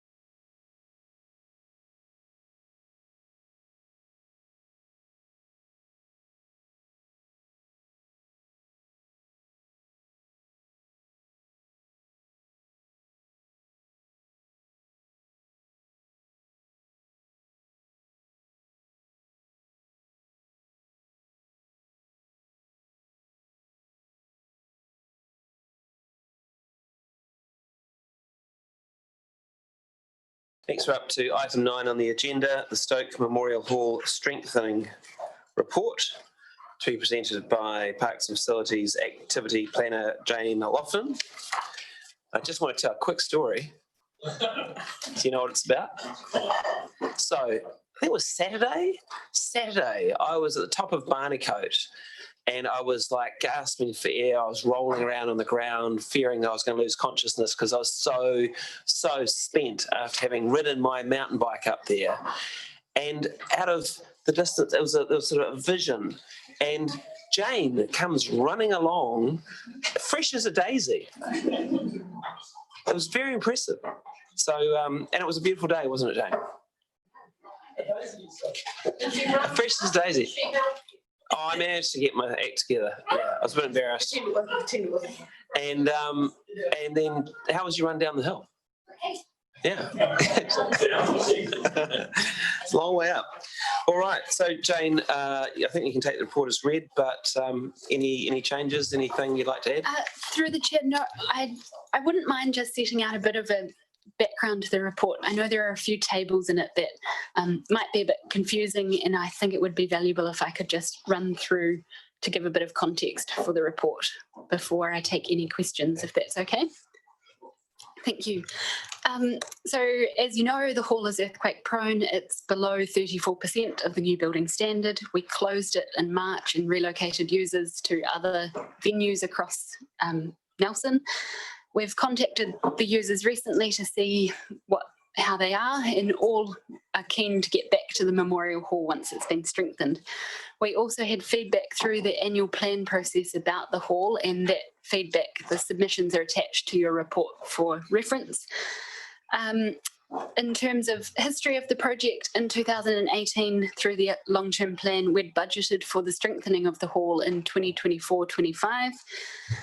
When we closed the hall in March, we put money in the annual plan this financial year to be doing the design this financial year for the strengthening, with the intent of carrying out the strengthening, the physical strengthening in a future year to be budgeted through the long-term plan. However, since March, we've had COVID, and we now have a new source of external funding that we're able to apply to. That's the Provincial Growth Fund for town and memorial halls. Some of the key criteria for that funding is that we can start soon, that we can provide jobs, and that it would be something that we'd need both Provincial Growth Fund funding and council funding to be successful. So it's expected that council would contribute towards the project as well as Provincial Growth Fund. We've made an application to that fund for the strengthening work, and this report seeks council funding to support that, that decision. I talked to the Provincial Growth Fund organisers yesterday. They received a huge number of applicants to this fund, a lot of applications that they're working their way through assessing. They can't yet tell us when they will have assessed our application or how likely it is that ours will be successful, but they will let us know as soon as they've done that, and I'll pass that on to you through Roger to the council. If we're successful with the funding, we will be designing the strengthening works now and constructing the work as soon as possible. So within 6 months is what we've committed to in our application. If we're unsuccessful in our application, I'm proposing that we carry out the design work as we had originally planned for in this financial year, with the strengthening to be and other work to be programmed through the long-term plan. The recommendation in this report is to strengthen the hall to 67% at importance level 3, and to carry out some other basic maintenance and improvements, some of which are operational. Noting that the cost estimates that we've based this report on are based on high-level estimates. We haven't done the detailed design, and that will, once we've done that, narrow down exactly what it is that what the costs of the project will be. I did also say that I wanted to clarify some of the tables in your report. There are 3 particular tables that I think I just want to make sure that you understand what they all refer to. The first, on page 38 in section 6.3 of the report, this table outlines the cost of the recommended option. So that is the cost of the strengthening and the cost of the basic improvements and maintenance. The next table, table 6.4 on the same page, that talks about where the budget comes from. And so that is the 120,000 that we've got in the annual plan, the 458,000 that is in a future year that we're proposing to bring forward, the amount potentially available from the Provincial Growth Fund, and the final row of the table is a minor wording correction, is the total additional amount of council funding that council needs to provide for the report, for the recommended option. And then the final table, just to make sure that it's all clear, 6.10 on the following page, page 39, is a combination of the previous 2, which sets out the cost required, the budget available, and in which financial years that will be. Hopefully that's provided a little bit of clarity around those tables, but I'm happy to take further questions. Thank you, Jane. Rosie, have you got anything to add? You're good? Okay. We're going to start with Councillor Rainey, then Councillor Courtney. There was a mention, I've got to find it now, where you said that, through the chair, Jane, that you said that some user groups, I think it was the pipe band, might potentially use the hall if there was some acoustic treatment. How far, or how did you get that comment from the pipe band? Did you ask them? No. So through the chair, in response to that, it's because the wife of the pipe band organiser does Highland dancing in the hall, and so a current user, and they are very interested in using it for pipe band if it was adjusted. So if I may continue, I should imagine a pipe band in the Stoke Hall would be memorable. Yeah. The reason that I'm saying this is because, indeed, we know that we talked about this before, and in terms of the options between option 2, which you're recommending, and option 3, which is to provide acoustic treatment as one of the lines in option 3. We know that it's an incredibly echoey hall, that's what it is, and it's one of the drawbacks for people using it. And I'm wondering whether, for us to give due consideration to these options, whether we don't know how many other people would use it if it was acoustically treated, because we haven't necessarily asked the question. And one more point I'd like to make, it is, who's currently running the Stoke Hall? Is it right? Yes, it's run through contract by CLM. Okay, so CLM do have carpeting, which they use in Trafalgar Centre, gets rolled out. It's exactly the same thing. Trafalgar Centre has a polished wooden floor, and then the carpet gets laid out to reduce the sound. That actual carpet could be used in the, I'm suggesting potentially in the Stoke Hall for acoustic treatment. Yeah. So I'm just trying to think of ways that we can try and increase the usage, and I'm wondering whether we should be getting a little bit more information about acoustic treatment. Just to be clear, Councillor, are you talking about the same product used in Stoke, or literally the same carpet? The same carpet. Okay. Interesting. That was a question. Yep. Thanks. Any further response to Councillor Rainey's questions? So just to make it more succinct, are we going to try and ask the question of a wider group of people, would you use the Stoke Hall if it was acoustically treated, or are we not? Yes, through the chair, we haven't asked wider users whether they would use it if there were different features there.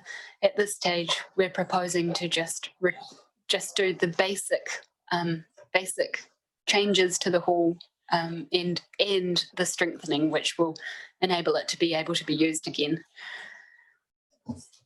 Okay, thank you. Councillor Courtney. Thank you, Mr. Chair. Through to Jane. Thank you for your report. Jane, I'm looking at 4.1 at the top of page 31, and there in your report you say the Stoke Memorial Hall was assessed in 2014 as being 24% of the new, or the NBS, the New Zealand Building Standards, or the new building standards. Was that a full seismic assessment that was undertaken at that time? Through the chair, yes, we did have a seismic assessment at that time. Yep. Yes. A review more recently identified that because of the capacity to the hall, we should be designing for a hall that is importance level 3 and requires greater performance. If you do have technical questions, I have got Chris Milne here from WSP if you do want to discuss any of the technical elements to the strengthening, but I'm not sure if that detail is required or not. Not on that particular question, but I have another one now that I feel uneasy about and need my unease allayed. And that goes to 4.25, where you say there at the bottom of page 33 that a full revised detailed seismic assessment has not been undertaken. And that sent alarm bells ringing for me, because I thought to myself, well, you need a base, you need a starting point to build and re-strengthen that building, the Stoke Memorial Hall, and you need to know what you're dealing with. And I was taken aback to read there that a full revised detailed seismic assessment has not been undertaken, and this is 6 years later. So I'd like some explanation about that, please. Through the chair, I might invite Chris to the table to provide the detailed answer to that, but in the layman's terms, we are designing a building that will meet 67% of the code. We know its performance. We have done a seismic assessment on it in the past, so we do know its current performance, and we will be designing the building to meet the 67% of importance level 3. But Chris may have something further to add about the technical requirements of what seismic assessments do.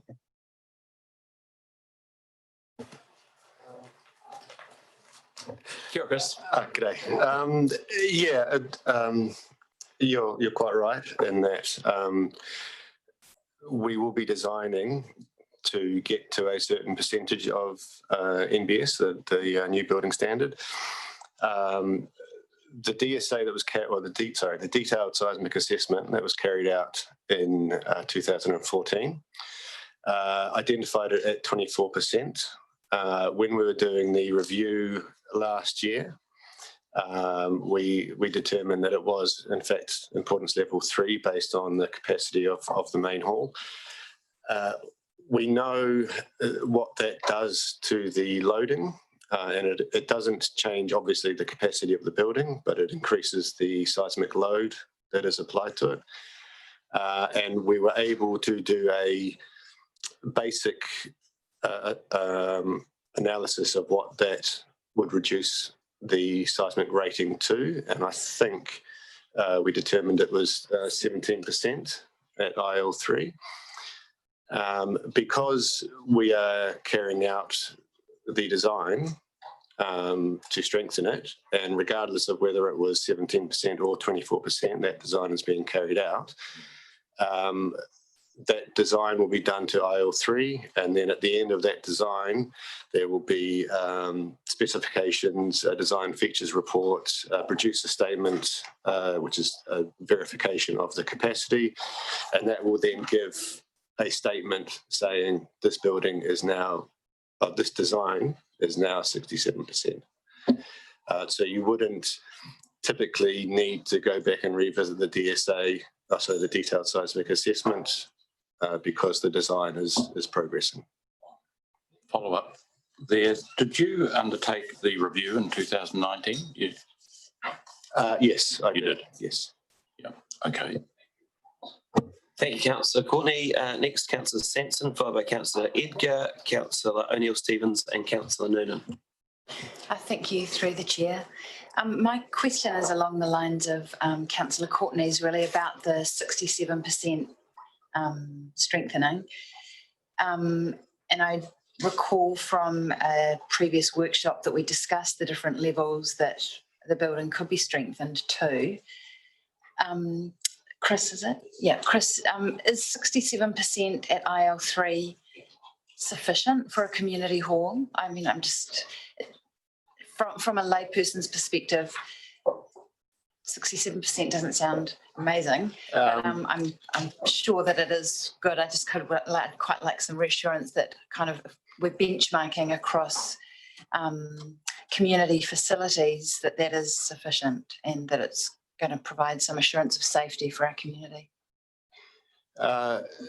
Yes, so we determined as part of the 2019-2020 review that 67% was an appropriate target.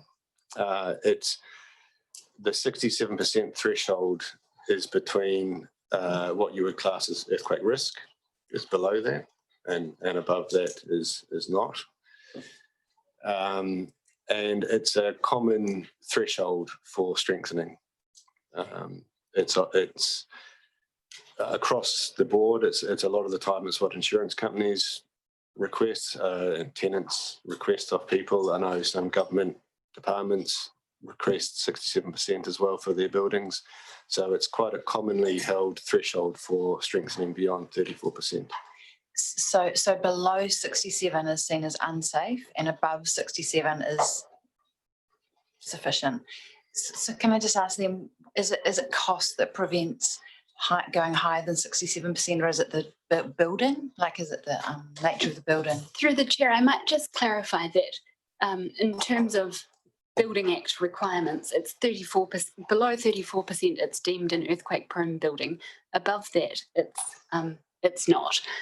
So we're proposing here to strengthen to 67%, which, as Chris has said, is to the threshold that no longer has earthquake rating risk. Is that what it's called? I can't quite remember the terminology, but it's the next threshold that that we strengthen to. There is an option of going further than that, and that is cost that prevents going further than that. So that was actually the answer. That was great. Thanks. That just really clarifies it. So actually 67% is a long way above 34%. So we can feel really comfortable that is safe. Yeah, thanks. Great, thank you. Councillor Edgar. Thank you, through the chair. Jane, can you just remind me, what's the capacity for IL3? Greater than 300. Okay, lovely, thank you. Just with the costings, I know they're, high level, and so you've said you've put in additional contingency to take that into account. Just, did we have someone independent do the high level estimates, or how were they derived? The estimates were derived based on the 2014, when we did this original seismic assessment, they provided an estimate of the solution that would be required to strengthen the building. Those were then revised in 2019-20 to take into account changes or potential inflation or other items that we needed to consider, and that's what they're derived from, but they're based on the strengthening solution, and there may be in other enabling works that the methodology, that once we know exactly what we're designing, the methodology of design will inform whether there are other items that we need to do as well.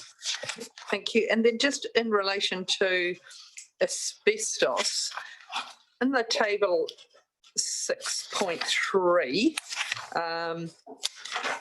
it says basically the sort of first main line, total strengthening includes design, strengthening, asbestos estimate and contingency. Can you just clarify asbestos estimate versus the work being done, or is it just? Through the chair, the original cost estimate that we have for the strengthening didn't factor in that the building has asbestos in it. So we've had, on top of the strengthening cost estimate that we have, we've put in an asbestos estimate. And again, what we are required to do with the asbestos will vary depending on what's designed and how we treat what's designed. Wonderful. And my final question is, are you still looking to apply to other funders such as RATA and Lottery?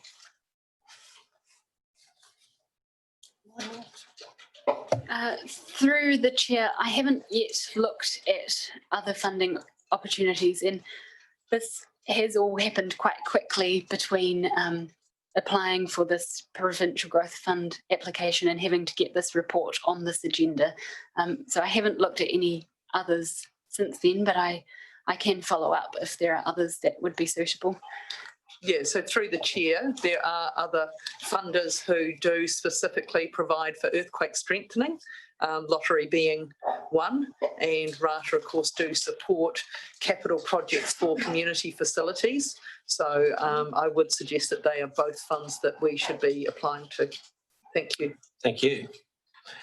Next, we have Councillor O'Neill-Stevens. Kia ora, thank you. Through the chair, I'm just looking at the differences between option 2 and option 3. Are there any things that are listed under the sort of option 3 potential improvements that could reasonably be required to occur in the medium term anyway, and which might be easier to do whilst the building is under sort of complete closure versus retrofitting them? Through the chair, the hall itself functions reasonably well as it is at the moment as a basic community hall, with the things that it does have there already. We do perhaps get feedback around heating, and maybe that's something that but that's something that the community might want more of. And Councillor Rainey's raised around acoustic treatments. I do think that some of these items could be done in the future, although in saying that, I would imagine that after we've done this work, it will be an improved hall from what we've got now, and there may not be the appetite to go back and look at what additional things we want for some time at that hall. Yeah, so perhaps through chair, I'm looking at things like insulating the roof or renewing ceilings, which are probably able to be done with far less disruption whilst people aren't using the hall, as opposed to closing it again some point in the potentially not too distant future to carry out that work anyway. All right, thanks, Councillor O'Neill-Stevens. Councillor Noonan. Can I just clarification from Councillor O'Neill-Stevens? Was he investigating doing some of the work soon while it's closed? Is that the insulation, etc.? That was my read. Yes. Okay. Yes, yeah. So looking at what in option 3 could be still affordable, but perhaps more practical to get done now. Okay, so potentially it could actually happen anyway, whether it's option 1, 2, or well, one of them's demolished, which we're not going to do probably. My question relates to, through the chairs, is the difference between IL2 and IL3 is the number.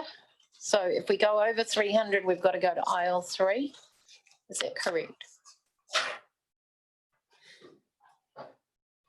Yeah, that's that. It's one of the triggers is occupancy. There are a range of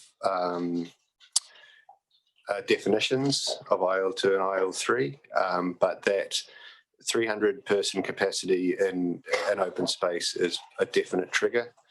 And for halls like this and structures like this, that is very often used as that trigger. If it was a similar structure but split into a lot of different rooms, you wouldn't have that trigger, and it would probably be IL2. But in a structure like this, that 300-person trigger is used. Okay, so I guess I want to know from the staff, how many times do we have over 300 people in that space? What I'm really trying to dig out is whether we should be looking at IL2, increasing it to a higher percentage, but limiting the number of people. So that's, I just wanted a feeling for how many times have we actually had more than 300 people in that room? Through the chair, from what I know of it, it's probably only the Anzac Day services that are greater than 300 people. But the design to IL3, 67% IL3 would still be some IL2 threshold, it would be greater than IL2. So what we're proposing here is to strengthen so that it is an IL3 building at 67%, so that it has the capacity to hold that number of people and is able to at a different importance level, at an importance level 2, it would have a greater percentage achievement with that NBS.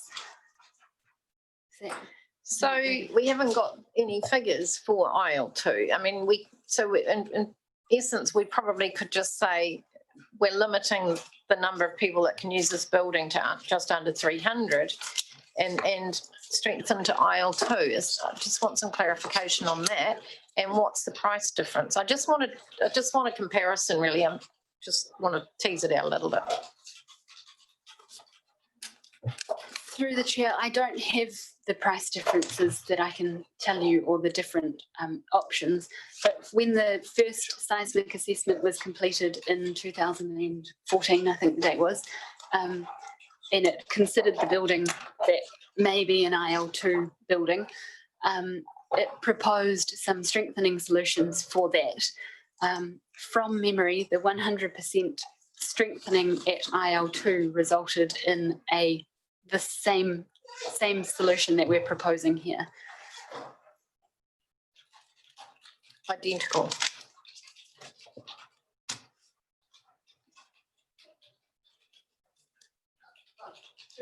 Through the chair, yeah, sorry. Yes, it was that was what was proposed in 2014, but design has moved on. We still haven't done the geotech investigations. There may be some other factors that we have to consider. For now, we have focused our design and cost estimates based on the importance level 3, which would enable the building to be able to be used for crowds, and would not limit its ability to be used if someone came wanting an event of that size. It's future proof. That's interesting. Yep. So,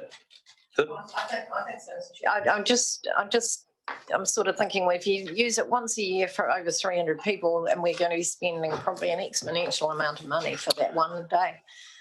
So it's just, I just think it needs some thinking about. That's all. So on that note, I mean, one of the things I've been thinking about is, one of the reasons I support the recommendation is I'm interested to see how things progress with Whanaka Youth moving into the community hall behind it. I'm interested to see how our plans for a youth hub evolve, because I think that will have some significant influence on what we do in the future with the hall, the Memorial Hall.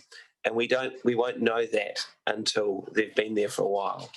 So that's why I'm supporting. And also on that note, I would hope that they will be thinking about how they can use the hall for youth events, which would include large numbers of people, hopefully.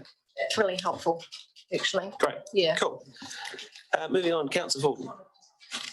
Oh, thank you, through the chair. Look, I just have a couple of questions around option 3, and similar to Councillor O'Neill-Stevens' questions. I guess I'm a little concerned that we might be spending 1.6 million earthquake strengthening and doing some basic work and not going all the way. And my concern is that whilst we might get it back to a place where it's fit for purpose, if we spend an additional $1 million, we might end up with much higher use and a much higher amenity value. And of particular concern, I note that you're not planning on insulating the roof. So installing heating and ventilation and replacing some of the worst condition windows. As far as I can see, those aren't in the option 2. Is that correct? Just to be... Through the chair, yes. The option 2, which is what we're recommending, was basic items only. Option 3 had a few more detailed renewals. Yeah. So I note at the end of your report, which is really, really great, you've, in terms of climate impact on page 45 of our agenda, you've looked at how strengthening rather than demolishing the building is a much better climate outcome in terms of reuse. And I note that you're looking at low carbon impact equivalents like lighting and heating at the end of that report. I guess I'm quite concerned that if we're going to spend a significant sum of money on a building, getting it up to what we regard as fit for purpose, if we shouldn't be raising the bar and addressing issues around insulation and energy efficiency as part of being a responsible climate aware council. So maybe you could just touch on that a little bit. I know it's an additional cost, but apart from that, and I know that that would mean that the rates might go up for community groups, but could you perceive that you might end up with more community groups, which would keep the rates, make it more cost effective? Thank you. Yes, through the chair, you're right. The option 2 doesn't factor in any additional improvements like that, other than where we're replacing something, we'd propose to replace it with the energy. So for example, lights, if we had to take any out, we'd propose that they should go back as LEDs. It doesn't look at general improvements for energy efficiency or solar or other alternatives for reducing the amount of energy or the building's efficiency. I don't know how many new users would use the hall if those elements were available. In terms of meeting spaces and that sort of use, we do have Green Meadows relatively close that does have meeting space available. It's a more modern standard that they could use.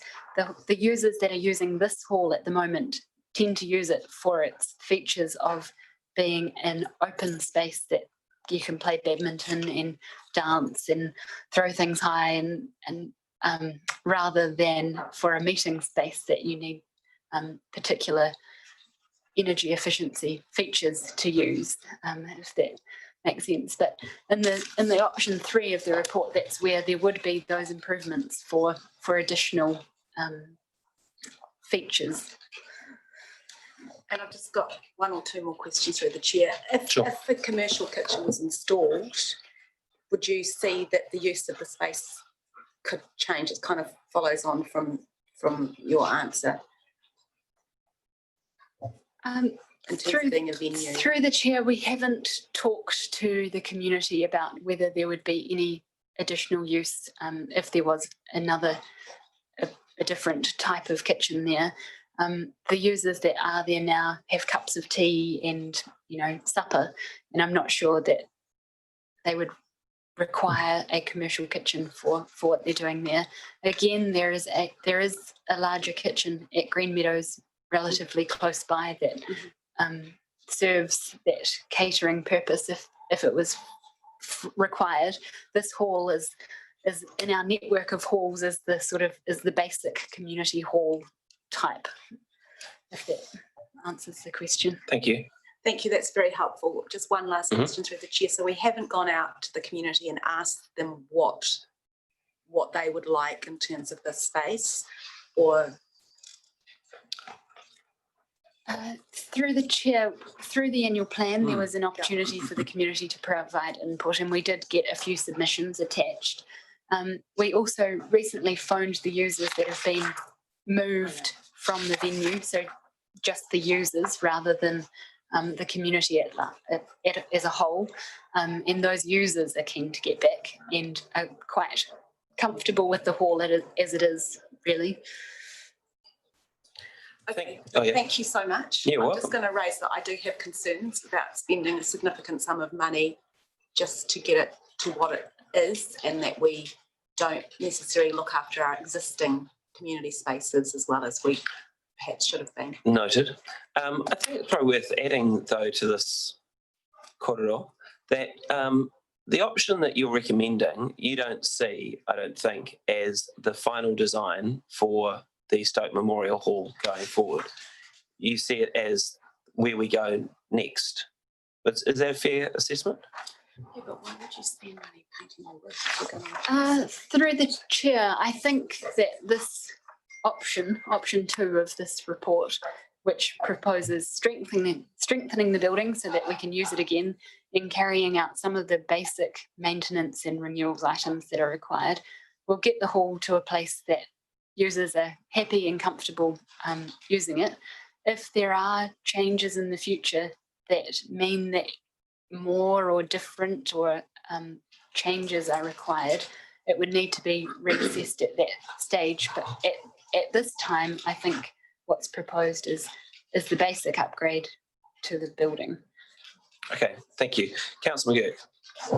Yes, thank you, and through you, Mr. Chair. A couple of questions I had was probably addressed by Councillor Rohan, O'Neill Stearns and Councillor Fulton. I'm just interested in looking at paragraphs 5.17 and 5.22. There's sort of the two figures there for the option 2 and the option 3. If we had to, just to help me understand and try to follow the table on page 38, I'm just thinking that the 860k you got for option 2 is a rough order cost. And if we were to take, say, look at option 3, is that an added cost? So we're looking at roughly around about $3.5 million. Is that, am I understanding the costings about right? Through the chair, the number in 5.17 is what it will cost in addition to the strengthening. Yeah.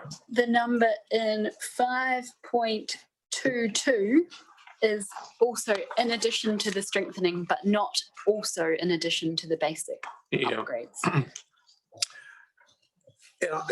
I'm still assuming some of the other the issues that have been raised by some of the others around the table is that, looking at an option of sort of a 2A, I guess, some elements of option 3 included in,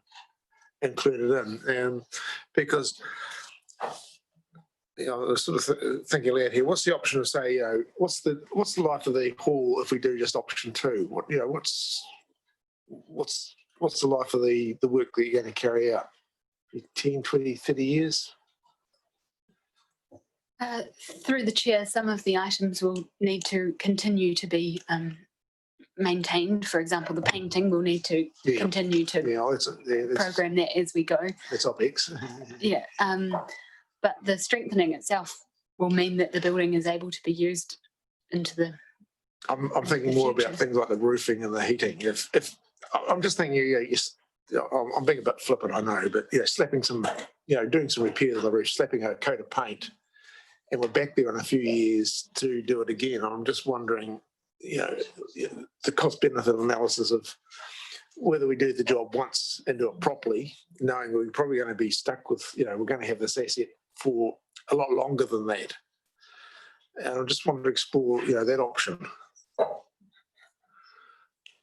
Do you have any advice? Yes, through the chair, yes. Yes, a full renewal of the various elements will last longer than the basic. Yeah. I suppose what I'm saying is, you got option 3. I get the commercial kitchen. We've got a big commercial kitchen across the road. Why would we even consider that, to be honest? But some basic building maintenance that's going to last more than a few more years before we're back there again. I'm not sure that that's been presented to us as a feasible option. So that's one gap that I've got. I have feedback. The other one, in terms of the building, I know it's not a listed building, but it does have quite a significant presence in Stoke. As part of the probably has widely affectioned as part of the significant social history of that particular suburb. Our library was there, and there's lots and lots of stories. And I'm just wondering, is there any thought about giving sort of restoring some of the features of the building, like the veranda out the front and things like that? Is that something that we can say, okay, we won't do it now, but in the future we're not sort of closing up those sorts of options off for the future of actually restoring some of these sort of more architectural features of that building?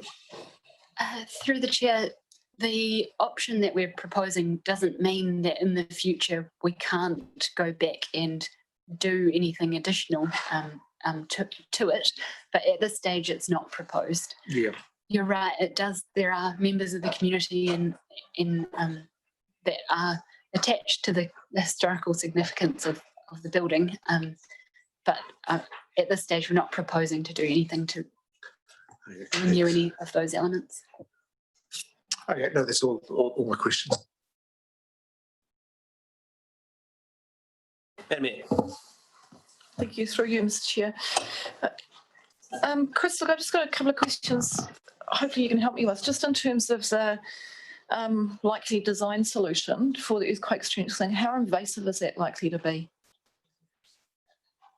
You'll start to just think that through by now, I'm sure. Through the chair, we have carried out a concept design. Obviously, we will need to develop that, but to get it to 67%, it is quite invasive. To be perfectly honest, it requires additional foundations and strengthening to the external columns, which is not so much an issue on one side, but on the other side you've got a little lean-to. So it will be relatively disruptive. Okay. Will it involve, what about the roof? Are you going to be up and structures into the roof? We currently, the concept does not require lifting the roof, right. I believe. But like I say, that needs to be developed. All right, okay. Design. So the reason I'm asking this is I'm sort of contemplating that if you were going to be, there's going to be a lot of scaffolding going up, you were going to be lifting the roof, you know, there's going to be work going on there. My kind of next question is really to, actually, no, I've got another one for you, which is, there are some other elements that are in option 3, and I want to know how much scope, design scope you've got with your concept at the moment in terms of the design solution.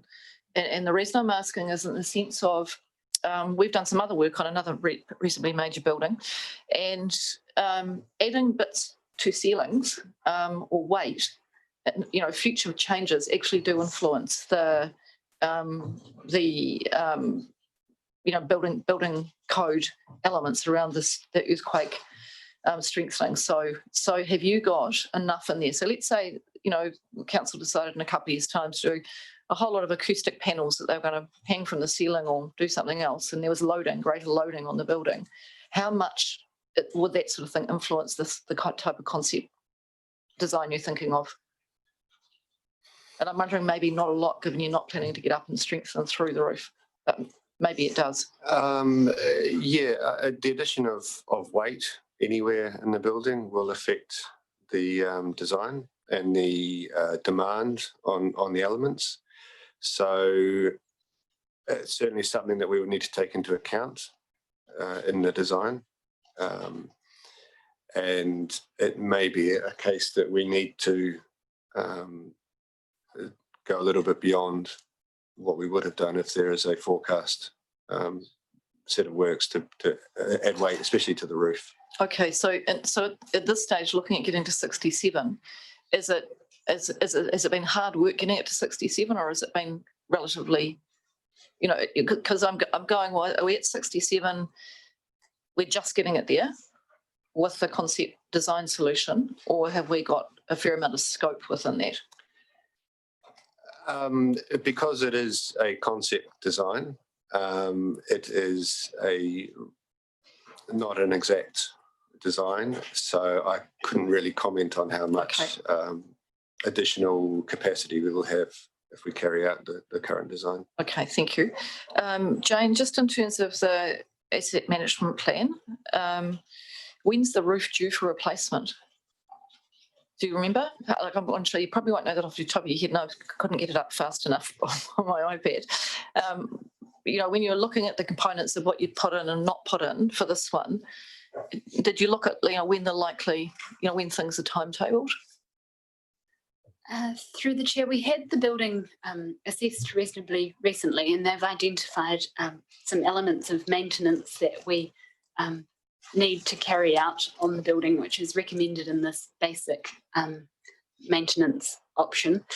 I'm not sure the date that we would have been expecting to replace the roof. Sorry, I can't. Okay, so in terms of, you're talking about dealing with leaks and other things like that, that's what you're thinking about. And what I'm looking at is whether, through you, Mr. Chair, whether, you know, what sort of lifespan are we getting out of that? Are we getting a couple of years, or are we, you know, is it because it's just about had it, or have we got another 10 years? Through the chair, I'll have to go back and relook at what it was that the assessment identified in terms of the scale of the work required. I think it was minor work in order to extend its life rather than because it's about to fail. Okay, all right. Okay, thank you. Thank you, Mayor. Councillor Samson. I think my questions have been asked and answered, but it's probably really just about, are we really thinking about building back better with this proposal? And if we have applied for PGF funding, and as Councillor Edgar has indicated that there is Rata Foundation and Lotteries Foundation, and Councillor Laurie has referenced the possibility of it being potentially used for youth events, and Councillor Rainey has referenced the possible improvements from acoustic treatment, and then Councillor Fulton has also referenced the benefits of insulation and that kind of thing. I just wonder, is option 2 really sufficient, and, you know, should we actually be considering building back better?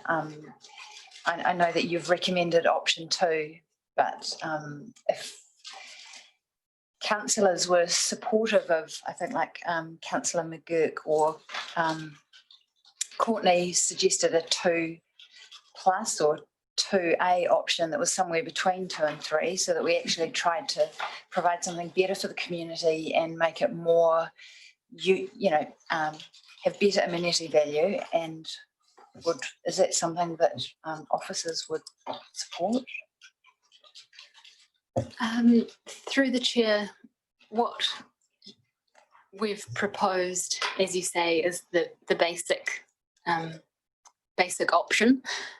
If the committee was to direct us to carry out another option or to carry out additional works on top of that, we probably would need to, as we are with the strengthening, just make sure that we've got the costings right and that the scope was right for what was to be included in that before carrying it out. I'd suggest that regardless of what the other features that you want at the hall, we do, if we want to continue to use the hall, need to strengthen it to the required standards. So I think that portion of the work is required regardless, and it's the other parts that are the additional on top of strengthening works elements. Thanks, Jane. Councillor Samson. So, I mean, I'm just wondering whether there is any appetite around the room for amending the recommendation to do improvements at option 3 level rather than option 2. Okay, so that might be, have you got an amendment in mind? Well, to change to option 3 rather than option 2, but I think, no, it's. Can I ask a question if that's okay? How much has the recommendation been influenced by the economic consequences of COVID-19 and our zero rates rise?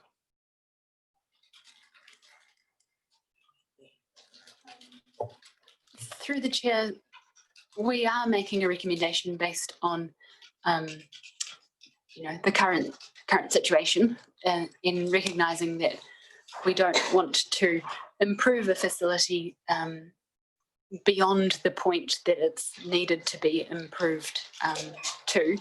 We're making the recommendation based on the hall being a basic hall and continuing it being a basic hall. I think options beyond that might mean that it has other features that are, it becomes more of a bigger, better hall than what is there at the moment. Sure. So, Mr. Ball. Thank you. Through the chair, and I would just also add the other element that's significant is the proximity to Green Meadows and its relationship and related use. Thank you. Councillor Brand. Thank you, Mr. Ball. Councillor Brand. Thank you, through the chair. Just all the different legislation and stuff that is coming out through the Buildings Act and other stuff. I'm just sort of wondering, is there any requirements about the insulation on commercial buildings coming up in the Building Act that would require this to be done more sooner than later? Through the chair, I'm not sure about that. Sorry, I know it's a feature for residential properties, but I'm unsure about commercial. I can follow that up for you if you want. Yeah, that'd be good. Thank you. Thank you, Councillor Brand. Next, we've got Councillor O'Neill-Stevens, then Councillor Rainey, then Councillor Fulton, then Councillor Courtney, and then Councillor Edgar. Thank you, through the chair. Or I guess just to give you without moving into debate, maybe just a sense of where my thinking is at, is that obviously not all of the options there are about increased amenity value. Some are about obviously investment in the building still as a basic building, and just wondering what it's sort of been raised in terms of when the roof might need to be replaced, but just around, are we putting ourselves in a position now where by not doing this work we will sort of, when would some of this renewal work need to be done regardless? What's our horizon on that work?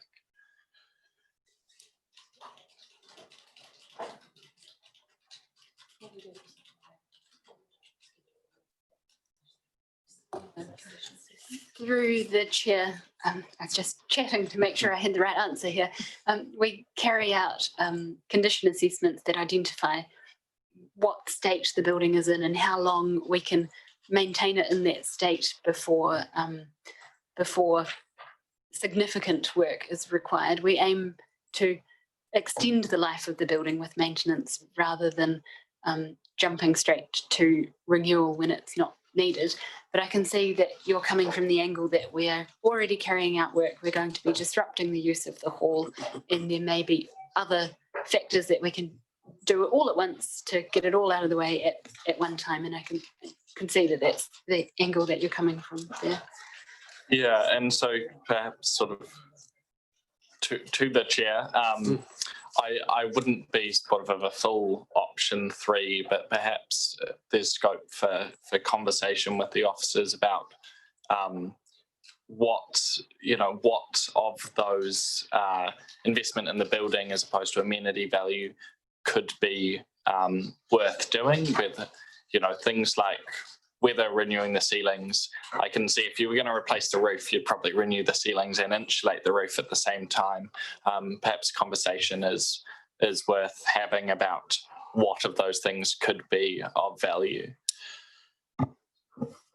Thank you, Councillor O'Neill-Stevens. Is it possible, I'm wondering, I'd like to get staff's advice on this, what if we went with the recommendation that's before us, but it added to it a clause that says if easy wins or things are identified in the process that will increase the amenity and usefulness of the hall, staff will come back to us as required if opportunities present themselves. I'm not putting my words together very well, but I think you sense what I'm saying.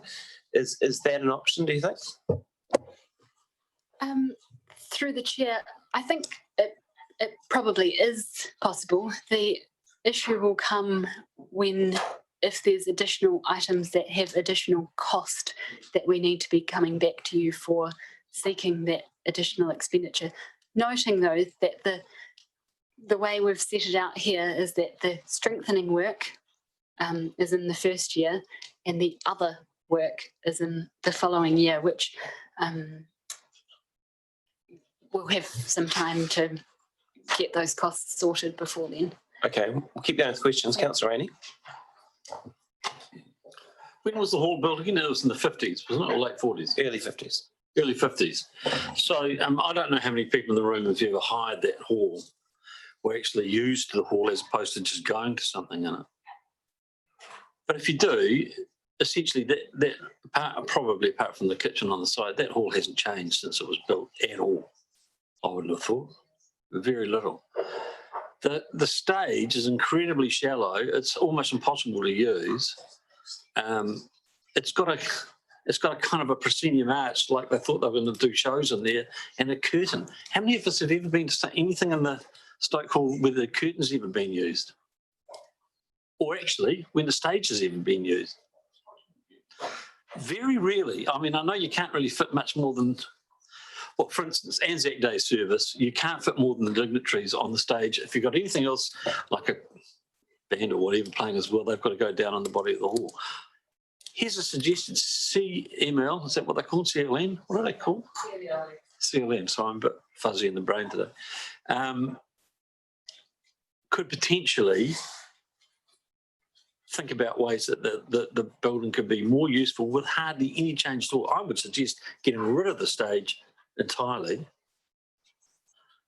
and using portable staging that's much more flexible and able to be configured exactly how you want it, which they already own. They've got tons of it down at Trafalgar Centre. It's hardly likely the two things will be on at the same time.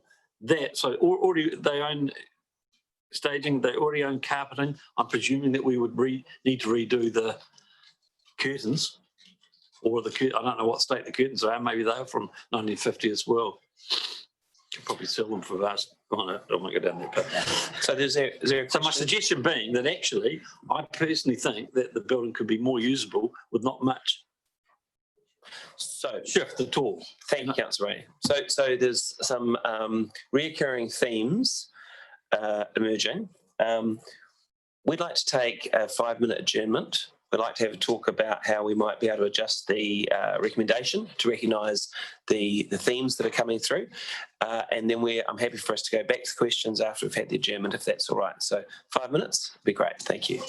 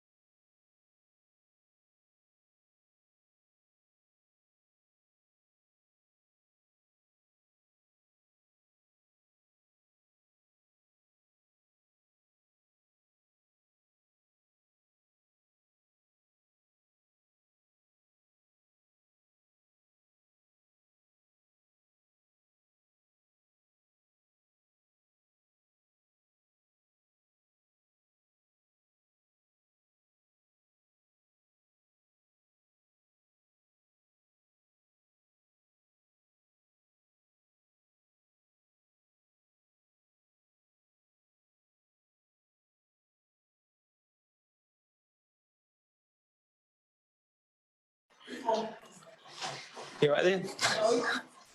Hopefully, we're in the home straight. Right, well, thanks everyone for your patience. And I'd like to welcome to the meeting Nikki McDonald, subbing in for Roger Ball. The staff have given this some thought, and they've had some input from myself and from other elected representatives, and we think we've found a way forward. I still have the speaking list for questions, but what I'd like to do is talk you through this, get Jane to walk you through this, and we'll see if it actually answers those questions and meets our needs. So Jane, over to you. Thank you. So we are proposing some changed recommendations here. Where the second one there, we're removing the other items. So we're asking you to approve commencement of design for seismic strengthening to 67% of the new building standard stop. The next one remains the same, noting that we've applied to the Provincial Growth Fund for the strengthening. And the next one is what we've received as feedback, is that you would like us to come back and report back to you additional options that we could consider for the hall that are a bit more detailed around what we could be extending the life of the asset over by making a decision now, and what we may be needing to renew in the next wee while that we could be improving at the same time. Is that fourth report, which we'll be bringing back. Then this next recommendation to council, there's no change to the funding that's required for the strengthening. So there's no change to this resolution. But the next one has been removed. We'll come back after the next report that comes and identify what that additional funding is at that next stage. And that's the changes. Hopefully that's clear. Just before we go to questions, Jane, the advantage of doing it this way from the staff's point of view in terms of the PGF, can you explain it to us, please? Yes, through the chair, we've applied for a Provincial Growth Fund application. If we're successful, we need to start the work within 6 months.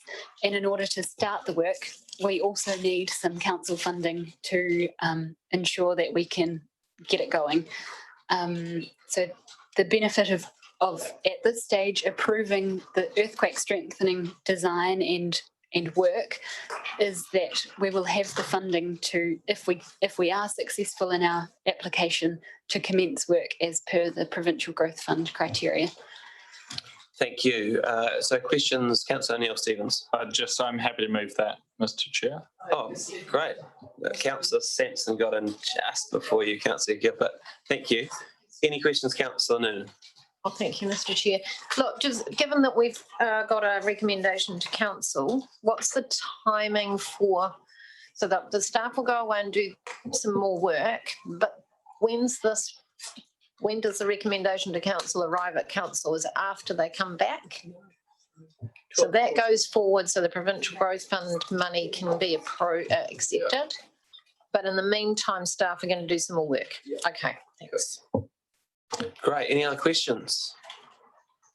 Fabulous. All right. Thank you very much. Oh, there's a question. Oh, yeah. Hi. Ziga. Through the chair, me and Sophie would like to bring a youth perspective to this issue, if that's okay. We would love that. On page 32, 4.13, it says here there were 10 groups using the space before it was closed down. So we were wondering, like, among the 10 groups who used the Stoke Memorial Hall, was there any youth groups? Thank you. Through the chair, the majority of groups are listed in 4.15. In fact, all of them I think are. So they're not youth-specific groups, but they may have younger members of their groups, like dancing. And DSS disco.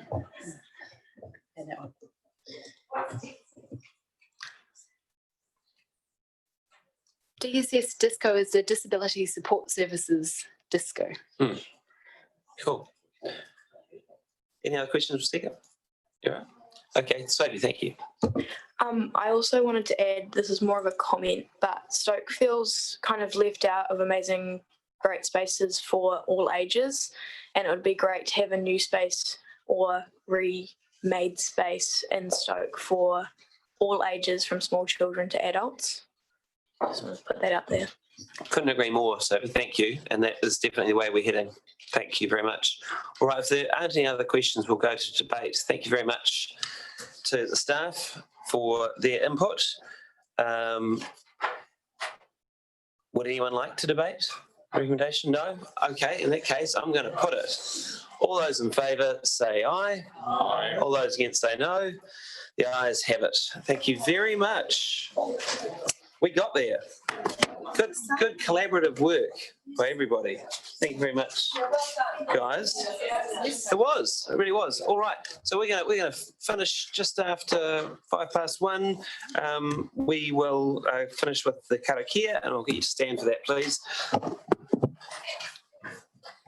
And we're going to say kia whara kare rea te tapu, kia whara te ate ara. Kia turuku whakatahe ai, kia turiki whakataha ai, homiai, huiai, taiki ai. Thank you very much, everyone. Enjoy the rest of your day. Thanks again to staff, and thank you, Tim. Thanks for being here, Tim.